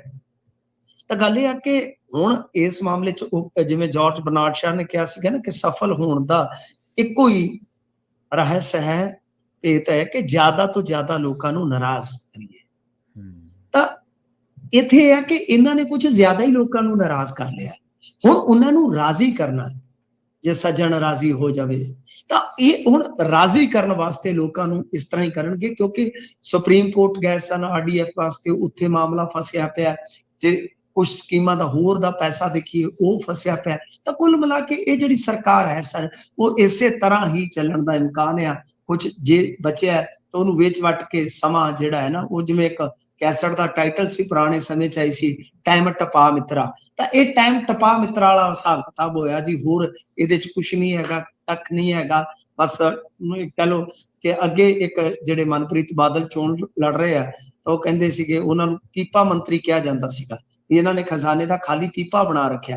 ਇਹ ਪੀਪਾ ਨਹੀਂ, ਮੈਨੂੰ ਤੇ ਲੱਗਦਾ ਕਿ ਇਹਨਾਂ ਨੇ ਤੇ ਪੀਪਾ ਕੁੱਟ-ਕੁੱਟ ਕੇ, ਜੇ ਕੋਈ ਘਿਓ ਜਿਵੇਂ ਡਾਲਡੇ ਘਿਓ ਦਾ ਪੀਪਾ ਹੋਵੇ ਨਾ, ਤਾਂ ਉਹ ਉਹਦੇ ਨਾਲ ਲੱਗਾ ਰਹਿ ਜਾਂਦਾ। ਕੁਛ ਸਾਰ ਆਪਾਂ ਕੱਢ ਲੈਂਦੇ ਆ, ਤਾਂ ਵਿਆਹ ਸ਼ਾਦੀ 'ਚ ਤੁਸੀਂ ਦੇਖਿਓ ਮੁੜ ਕੇ ਉਹਨੂੰ ਫੇਰ ਚਿਬਾ ਜਿਹਾ ਕਰਕੇ ਜਾਂ ਤੱਤਾ ਜਿਹਾ ਕਰਕੇ ਉਹਦੇ 'ਚੋਂ ਕੱਢ ਲਿਆ ਜਾਂਦਾ। ਯਾਨੀ ਇਹਨਾਂ ਨੇ ਤੇ ਮੈਨੂੰ ਲੱਗਦਾ ਕਿ ਕੁੱਟ ਕਟਾ ਕੇ ਪੀਪੇ ਦਾ ਜਿਹੜਾ ਹੈ ਨਾ ਉਹ ਕੁਝ ਹੋਰ ਹੀ ਬਣਾ ਦੇਣਾ ਸੀ। ਜੀ ਜੀ। ਤੇ ਮਿੰਟੂ ਜੀ ਗੱਲ ਕਰੀਏ ਆਪਾਂ ਸੰਧਵਾ ਸਾਹਿਬ ਦੀ, ਕਹਿੰਦੇ ਕੇਜਰੀਵਾਲ ਸਾਹਿਬ ਨੂੰ ਮਿਲੇ ਨੇ ਜੀ। हाँ जी, जिंदा रहने के लिए एक मुलाकात जरूरी है। ਤਾਂ ਇੱਥੇ ਸਿਆਸਤ ਦੇ ਵਿੱਚ ਜ਼ਿੰਦਾ ਰਹਿਣ ਲਈ ਆਪਣੇ ਬੌਸ ਨਾਲ ਕੋਈ ਇੱਕ ਨਹੀਂ, ਕਈ ਵਾਰ ਸੈਂਕੜੇ ਦਰਜਨਾਂ ਜਾਂ ਕਹਿ ਲਓ ਕਿ ਇੱਕ ਤੋਂ ਵਧੇਰੇ ਮੁਲਾਕਾਤਾਂ ਕਰਨੀਆਂ ਪੈਂਦੀਆਂ ਜੀ। ਗੱਲ ਇਹ ਹੈ ਸਾਹਿਬ ਕਿ ਤੁਸੀਂ ਦੇਖਿਆ ਹੋਣਾ ਹੈ ਕਿ ਆਪਣੇ ਇੱਥੇ ਜਿੰਨੇ MLA ਆ ਉਹ ਸਾਰੇ ਵਾਰੋ ਵਾਰੀ ਉੱਥੇ ਜਾ ਕੇ ਆਏ ਨੇ ਦਿੱਲੀ। ਉਸ ਤੋਂ ਪਹਿਲਾਂ ਮੰਤਰੀ ਮੰਡਲ 'ਚ ਰੀਸ਼ਫਲਿੰਗ, ਉਸ ਤੋਂ ਪਹਿਲਾਂ ਜੋ ਹੋਇਆ ਸਭ ਤੁਹਾਨੂੰ ਪਤਾ ਹੈ। ਤਾਕਤਾਂ ਵਾਲੀਆਂ ਕੁਰਸੀਆਂ ਜਿਹੜੀਆਂ ਉਹ ਹਿਲਾ ਦਿੱਤੀਆਂ ਗਈਆਂ, ਯਾਰ ਮਿੱਤਰ ਜਿਹੜੇ ਸੀਗੇ ਉਹ ਠੰਡੇ ਠੰਡੇ ਘਰ ਨੂੰ ਤੋੜ ਦਿੱਤੇ ਗਏ। ਹੁਣ ਸੰਧਵਾ ਸਾਹਿਬ ਜਿਹੜੇ ਉਹ ਖੀਰ ਤੇ ਗਏ ਨੇ। ਦੀਵਾਲੀ ਦਾ ਮੌਕਾ ਸੀਗਾ, ਕਹਿੰਦੇ ਡਰੈਗਨ ਫਰੂਟ ਇੱਧਰ ਕੋਟਕਪੂਰੇ ਦੇ ਇਲਾਕੇ 'ਚ ਜਿਹੜੇ ਉਗਾਏ ਗਏ ਆ ਉਹ ਵੀ ਨਾਲ ਦਿੱਤੇ ਨੇ। ਤੇ ਡਰੈਗਨ ਫਰੂਟ ਤੁਹਾਨੂੰ ਪਤਾ ਤਾਕਤ ਵਾਲੇ ਹੁੰਦੇ ਆ। ਮੈਨੂੰ ਲੱਗਦਾ ਸੰਧਵਾ ਸਾਹਿਬ ਕਿਤੇ ਇਹ ਨਾ ਕਹਿ ਆਏ ਹੁਣ ਕਿ ਥੋੜੀ ਜਿਹੀ ਤਾਕਤ ਫੜੋ ਲਾਲਾ ਜੀ, ਕੰਮ ਖਿੱਚਣਾ ਪੈਣਾ। ਤਾਂ ਹੁਣ ਉਹ ਕੰਮ ਕਿਵੇਂ ਖਿੱਚਿਆ ਜਾਊਗਾ? ਹੋ ਸਕਦਾ ਕਿ ਕਿਸੇ ਦਾ ਪਲਟਾ ਜਾਂ ਵੀ ਹੋ ਜਾਵੇ। ਗੱਲ ਇਹ ਆ ਕਿ ਇਸ ਮਾਮਲੇ ਦੇ ਵਿੱਚ ਜੇ ਆਪਾਂ ਦੇਖੀਏ ਤਾਂ ਸੰਧਵਾ ਸਾਹਿਬ ਦੀ ਮੁਲਾਕਾਤ ਜਿਹੜੀ ਹੈ ਉਹ ਆਪਾਂ ਇੱਕ ਰਸਮੀ ਮੁਲਾਕਾਤ ਵੀ ਲੈ ਸਕਦੇ ਹਾਂ। ਤੇ ਜੇ ਆਪਾਂ ਜੀ ਸੰਧਵਾ ਸਾਹਿਬ ਇਹਨਾਂ ਦੇ ਬਹੁਤ ਵਫਾਦਾਰ ਸਾਥੀ ਨੇ, ਪੁਰਾਣੇ ਸਾਥੀ ਨੇ। ਤੇ ਹੋ ਸਕਦਾ ਕਿ ਜਿਹੜੀ ਫੀਡਬੈਕ ਕਹੀ ਆ, ਕੁਛ ਵਿਧਾਇਕਾਂ ਦਾ ਕੰਮ ਗੁੱਡ, ਕੁਛ ਦਾ ਕਹਿ ਲਓ ਕਿ ਠੀਕ ਠਾਕ, ਤੇ ਕੁਛ ਦਾ ਅਤੀ ਮਾੜਾ। ਤਾਂ ਉਸ ਤੋਂ ਬਾਅਦ ਇਹਨਾਂ ਨੇ ਰਣਨੀਤੀ ਉਲੀਕਣੀ ਆ ਕਿ ਟਿਕਟਾਂ ਕਿਹਦੀਆਂ ਕੱਟਣੀਆਂ, ਕਿਹਨੂੰ ਸਨਮਾਨ ਦੇਣਾ, ਜਾਂ ਰਿਵੋਲਟ ਨਾ ਹੋਵੇ। ਜੇਕਰ ਅਸੀਂ ਕੋਈ ਫੈਸਲਾ ਲੈਂਦੇ ਹਾਂ ਤਾਂ ਉਹਦੇ ਵਾਸਤੇ ਜਿਹੜੇ ਸਾਡੇ ਵਿਸ਼ਵਾਸ ਪਾਤਰ ਨੇ MLA ਉਹ ਕਿੰਨਾ ਕੁ ਸਾਡੇ ਵਫਾਦਾਰ ਨੇ, ਉਹ ਸਾਰੀਆਂ ਚੀਜ਼ਾਂ ਨੂੰ ਮੈਨੂੰ ਲੱਗਦਾ ਕਿ ਇੱਕ ਨਤੀਜੇ ਤੇ ਲੈ ਗਏ। ਮੇਰਾ ਇਹ ਮੰਨਣਾ ਹੈ ਕਿ ਸੰਧਵਾ ਸਾਹਿਬ ਸਭ ਕੁਝ ਜਾਣਦੇ ਆ, ਇਕੱਲੇ ਬੰਦੇ ਦਾ ਹਿਸਾਬ ਕਿਤਾਬ ਉਹਨਾਂ ਨੂੰ ਪਤਾ ਆ। ਤਾਂ ਸਿੱਟਾ ਇੱਥੋਂ ਨਿਕਲਣਾ ਸਿੱਟਾ ਵੇਖਿਆ ਕਮਾਈ ਦਾ ਦੋ ਇਸ਼ਕ ਦਾ, ਸਹਿਬਾ ਉੱਚੀ ਮਾਰਦੀ ਹੈ ਤਾਂ ਹੁਣ ਕਿੰਨੇ ਮਾਰਨੀ ਹੈ ਪਤਾ ਨਹੀਂ, ਪਰ ਮੈਨੂੰ ਲੱਗਦਾ ਕਿ ਵੱਜੇਗੀ ਜ਼ਰੂਰ। ਕੁਝ MLA ਸੀ, ਤੁਸੀਂ ਦੇਖਣਾ ਪ੍ਰਵੀਨ ਜੀ, 30-40 ਉੱਡ ਜਾਣਗੇ ਜਦੋਂ ਟਿਕਟਾਂ ਦੀ ਇਹ ਅਨਾਉਂਸਮੈਂਟ ਕਰਨਗੇ। 30 ਤੋਂ 40, ਇਹ ਮੇਰਾ ਮੰਨਣਾ ਹੈ। ਜਾਣਾ ਕਿੱਥੇ, ਹਾਂਜੀ ਦੂਜੀਆਂ ਹਾਂਜੀ ਪਾਰਟੀਆਂ 'ਚ ਮੰਗ ਬਹੁਤ ਆ ਜੀ, ਉੱਧਰ ਚਲੇ ਜਾਣਗੇ, ਪਹਿਲਾਂ ਵੀ ਐਂ ਹੋਇਆ। ਨਹੀਂ ਉਹ ਨਹੀਂ, ਦੂਜੀਆਂ ਪਾਰਟੀਆਂ 'ਚ ਕਾਹਨੂੰ ਘਰ ਵਾਪਸੀ ਹੋ ਜਾਏਗੀ। ਇਹ ਆਈ ਦੂਜੀਆਂ ਪਾਰਟੀਆਂ 'ਚ ਜਾਣਾ ਕਿਹੜਾ, ਦੂਜੀਆਂ ਪਾਰਟੀਆਂ 'ਚ ਇਹਨਾਂ ਨੇ ਘਰ ਵਾਪਸੀ ਹੋ ਜਾਏਗੀ। ਤਾਂ ਜਿੱਥੇ ਜੋੜਿਆ ਤੈਨੂੰ ਰੱਬ ਨੇ ਜਾ ਕੇ ਉੱਥੇ ਜੁੜ ਜਾ ਤੂੰ। ਤਾਂ ਗੱਲ ਇਹ ਆ ਕਿ ਹੁਣ ਇਹ ਸਾਰਾ ਕੁਝ ਜਿਹੜਾ ਹੈ ਨਾ, ਮੈਨੂੰ ਲੱਗਦਾ ਕਿ ਸਿੱਟੇ ਤੇ ਲੈ ਕੇ ਜਾਣਗੇ। ਜਥੇਬੰਦਕ ਬਦਲਾਅ ਦੀ ਆਪਾਂ ਅੱਗੇ ਹੀ ਆਪਣੀ ਆਡੀਅנס ਨੂੰ ਦੇ ਚੁੱਕੇ ਹਾਂ ਸੂਚਨਾ ਕਿ ਇਹ ਜਥੇਬੰਦਕ ਢਾਂਚੇ 'ਚ ਵੀ ਬਦਲਾਅ ਕਰਨਗੇ। ਹੋ ਸਕਦਾ ਕਿ ਵੱਡੀ ਕੁਰਸੀ ਜਾਂ ਵੱਡੀ ਕੁਰਸੀ ਦੇ ਆਲੇ ਦੁਆਲੇ 2 ਕੁਰਸੀਆਂ ਦਾ ਬਦਲਾਅ ਵੀ ਸੈੱਟ ਕਰ ਦੇਣ। ਜੀ ਜੀ। ਤੇ ਮਿੰਟੂ ਜੀ, ਫੋਰੈਂਸਿਕ ਜਾਂਚ ਤੇ ਹਾਈ ਕੋਰਟ ਨੇ ਸਖਤੀ ਦਿਖਾਈ ਹੈ ਜੀ। ਉਹ ਫੋਰੈਂਸਿਕ ਜਾਂਚ ਪੜਤਾਲ ਦੀ ਇੱਥੇ ਜੇ ਆਪਾਂ ਗੱਲ ਕਰੀਏ, ਕਈ ਦਿਨ ਵਿਸਰਾ ਜਿਹੜਾ ਉਹ ਰੁਲਦਾ ਰਹਿੰਦਾ ਪ੍ਰਵੀਨ ਜੀ। ਮਤਲਬ ਕਿ ਹੁਣ ਇੱਕ ਚੀਜ਼ ਹੋਰ ਵੇਖਣ ਵਾਲੀ ਆ ਨਾ, ਆਬਾਦੀ ਵਸੋਂ ਵਧੀ ਆ, ਫੋਰੈਂਸਿਕ ਜਾਂਚ ਜਿਹੜੀ ਆ ਉਹ ਜ਼ਰੂਰੀ ਆ ਬਹੁਤ ਸਾਰੇ ਮਾਮਲਿਆਂ 'ਚ। ਅੱਜ ਜੇ ਦੇਖੀਏ ਤੇ ਫੋਰੈਂਸਿਕ ਵਿਗਿਆਨ ਜਿਹੜੀਆਂ ਪ੍ਰਯੋਗਸ਼ਾਲਾ ਹੁੰਦੀਆਂ ਜਿਨ੍ਹਾਂ ਨੂੰ ਆਪਾਂ FSL ਕਹਿੰਦੇ ਆ ਸਰ, ਉਹਨਾਂ ਦੇ ਵਿੱਚ ਬਹੁਤ ਸਾਰੇ ਸੁਧਾਰਾਂ ਦੀ ਜ਼ਰੂਰਤ ਹੈ, ਉਹਨਾਂ ਦੀ ਗਿਣਤੀ ਵਧਾਉਣ ਦੀ ਜ਼ਰੂਰਤ ਆ। ਤੇ ਹੁਣ Punjab and Haryana high court ਦੇ ਵਿੱਚ ਇਹ ਮਾਮਲਾ ਇਸੇ ਤਰ੍ਹਾਂ ਹੀ ਗਿਆ ਤਾਂ ਫਿਰ ਉਹਨਾਂ ਨੇ ਇੱਕ ਆਰਡਰ ਪਾਸ ਕੀਤਾ ਹੈ ਕਿ ਜੋ FSL ਨੇ ਇਹਨਾਂ ਦੀ ਕਾਰਕਰਦਗੀ ਦੇ ਵਿੱਚ ਸੁਧਾਰ ਵਾਸਤੇ ਜੋ ਗਠਿਤ ਕਮੇਟੀਆਂ ਨੇ ਉਹਨਾਂ ਦੀਆਂ ਸਿਫਾਰਸ਼ਾਂ ਨੂੰ ਤੁਰੰਤ ਲਾਗੂ ਕਰੋ। ਹੁਣ ਸਿਫਾਰਸ਼ਾਂ ਕੀ ਨੇ ਸਰ, ਜਿੱਦਾਂ ਕਿ ਮਤਲਬ ਕਿ ਇੱਕ ਆਜ਼ਾਦ ਜਿਹੜਾ ਹੈ ਖੁਦ ਮੁਖਤਿਆਰ ਇਹਨਾਂ ਦਾ ਇੱਕ ਬਣੇ ਜੀ, ਮਤਲਬ ਕਿ ਬਾਡੀ ਕਹਿ ਲਓ ਕਿ ਉਹ ਬਣੇ, ਉਹਦਾ ਬੋਰਡ ਦਾ ਇੱਕ ਸਥਾਪਨਾ ਹੋਵੇ। ਫਿਰ ਜੋ ਕਰਮੀ ਨੇ ਜਿਹੜੇ ਆਪਣੇ ਕਰਮਚਾਰੀ ਹੁੰਦੇ ਆ ਉਹਨਾਂ ਦੀ ਘਾਟ ਹੈ ਜਿਹੜੀ ਉਹਨਾਂ ਨੂੰ ਦੂਰ ਕੀਤਾ ਜਾਵੇ। ਜਾਂਚ ਅਧਿਕਾਰੀਆਂ ਦੇ ਲਈ ਇੱਕ ਨਿਯਮਤ ਜਿਹੜੀ ਆ ਉਹ ਟ੍ਰੇਨਿੰਗ ਹੋਵੇ ਵਗੈਰਾ ਵਗੈਰਾ, ਕਿਉਂਕਿ ਇੱਥੇ ਵਿਸਰੇ ਜਿਹੜੇ ਆ ਸਰ ਉਹ ਪੈ ਰਹਿੰਦੇ ਆ ਮੋਰਚਰੀਆਂ ਦੇ ਵਿੱਚ ਬਹੁਤ ਲੰਮਾ ਸਮਾਂ, ਕਿਉਂਕਿ ਪੈਂਡੈਂਸੀ ਬਹੁਤ ਹੈ। ਤਾਂ ਉਹ ਜਾਂਚ ਪੜਤਾਲ ਤੇ ਨਾ ਸਿਰਫ ਇੱਥੇ ਅਸਰ ਪੈਂਦਾ ਹੈ ਬਲਕਿ ਕੇਸਾਂ ਦੇ ਫੈਸਲਿਆਂ ਤੇ ਵੀ ਅਸਰ ਪੈ ਰਿਹਾ ਜੀ ਜੀ, ਇਨਸਾਫ ਤੇ ਵੀ ਅਸਰ ਪੈ ਰਿਹਾ। ਸੋ ਪੰਜਾਬ ਦੇ ਲਿਹਾਜ਼ ਨਾਲ ਜੇ ਤੁਸੀਂ ਦੇਖੋਗੇ, ਪਿਛਲੇ ਦਿਨੀ ਇੱਕ ਹਿੰਦੀ ਅਖਬਾਰ ਨੇ ਇਹਦੇ ਤੇ ਤਫਸੀਲ ਇੱਕ ਰਿਪੋਰਟ ਵੀ ਛਾਪੀ ਆ ਕਿ ਕਈ ਕੇਸਾਂ ਦੇ ਵਿੱਚ ਜੋ ਵਿਸਰਾ ਜਿਹੜਾ ਕੁਝ ਦਿਨਾਂ ਦੇ ਵਿੱਚ ਉਹ ਬਈ ਗੁਜ਼ਰਨਾ ਚਾਹੀਦਾ ਹੈ ਇਸ ਸਾਰੇ ਪ੍ਰੀਖਣ ਦੇ ਵਿੱਚੋਂ, ਇਸ ਸਾਰੇ ਜੋ ਵੀ ਲੈਬ ਦਾ ਹੁੰਦਾ ਹੈ। ਤਾਂ ਉਸ ਸਾਰੇ ਪ੍ਰਣਾਲੀ ਦੇ ਵਿੱਚ ਇੱਕ ਦੇਰ ਬਹੁਤ ਵੱਡਾ ਕਹਿ ਲਓ ਕਿ ਡੈਂਟ ਪਾ ਰਹੀ ਆ। ਇਹ ਮਾਮਲਾ ਜਿਹੜਾ ਉਹ ਹੁਣ ਹਾਈ ਕੋਰਟ ਦੇ ਹੁਕਮਾਂ ਤੋਂ ਬਾਅਦ ਸ਼ਾਇਦ ਥੋੜਾ ਸੌਟ ਹੋ ਜਾਵੇ, ਇਸ ਦੀ ਉਮੀਦ ਕੀਤੀ ਜਾ ਸਕਦੀ ਹੈ ਜੀ। ਤੇ ਅਗਲੀ ਖਬਰ ਦੇ ਵੱਲੋਂ ਦੀ ਗੱਲ ਕਰੀਏ, ਹਰਿਆਣਾ ਚੋਣ ਕਮਿਸ਼ਨਰ ਦੀ ਉਹਨਾਂ ਨੇ ਕਾਂਗਰਸ ਨੂੰ ਝੂਠਾ ਕਰਾਰ ਦਿੱਤਾ ਜੀ। ਹਾਂਜੀ ਦੇਖੋ ਪ੍ਰਵੀਨ ਜੀ, ਗੱਲ ਇਹ ਆ ਕਿ ਇਹਨਾਂ ਨੇ ਉਂਗਲ ਚੁੱਕੀ ਸੀਗੀ, ਬੈਟਰੀ ਵਾਲਾ ਐਤਕੀ ਮਸਲਾ ਉੱਠਿਆ ਸੀਗਾ ਨਾ, ਤੁਹਾਨੂੰ ਯਾਦ ਹੋਣਾ ਕਿ ਜੀ ਕੁਝ ਜਿਹੜੀਆਂ EVM ਮਸ਼ੀਨਾਂ ਸੀਗੀਆਂ ਜਦੋਂ ਉਹਨਾਂ ਨੂੰ ਕਾਊਂਟਿੰਗ 'ਚ ਲਿਆਂਦਾ ਗਿਆ ਤਾਂ ਭਾਵੇਂ ਆ ਕਿ ਉਹਨਾਂ ਦੀ ਬੈਟਰੀ, ਆਪਣਾ ਜਿਵੇਂ ਮੋਬਾਈਲ ਹੁੰਦਾ ਤੁਹਾਨੂੰ ਪਤਾ ਹੀ ਆ ਕਿ ਜੇ ਆਪਣਾ ਮੋਬਾਈਲ ਸਵੇਰ ਤੋਂ ਲੈ ਕੇ ਸ਼ਾਮ ਤੱਕ ਯੂਜ਼ ਹੋ ਜਾਵੇ ਪ੍ਰਵੀਨ ਜੀ, ਤੁਹਾਡਾ ਮੋਬਾਈਲ ਚਾਰਜ ਨਾ ਕਰੋ ਤੁਸੀਂ ਤਾਂ ਬੈਟਰੀ ਸ਼ਾਮ ਤੱਕ 90 ਤਾਂ ਨਹੀਂ ਨਾ ਰਹਿ ਸਕਦੀ ਕਿ ਦਿਨੇ ਤੁਸੀਂ ਸਾਰਾ ਦਿਨ ਯੂਜ਼ ਵੀ ਕੀਤਾ ਤੇ ਸ਼ਾਮ ਨੂੰ 90-95 ਦਿਖਾਈ ਜਾਵੇ।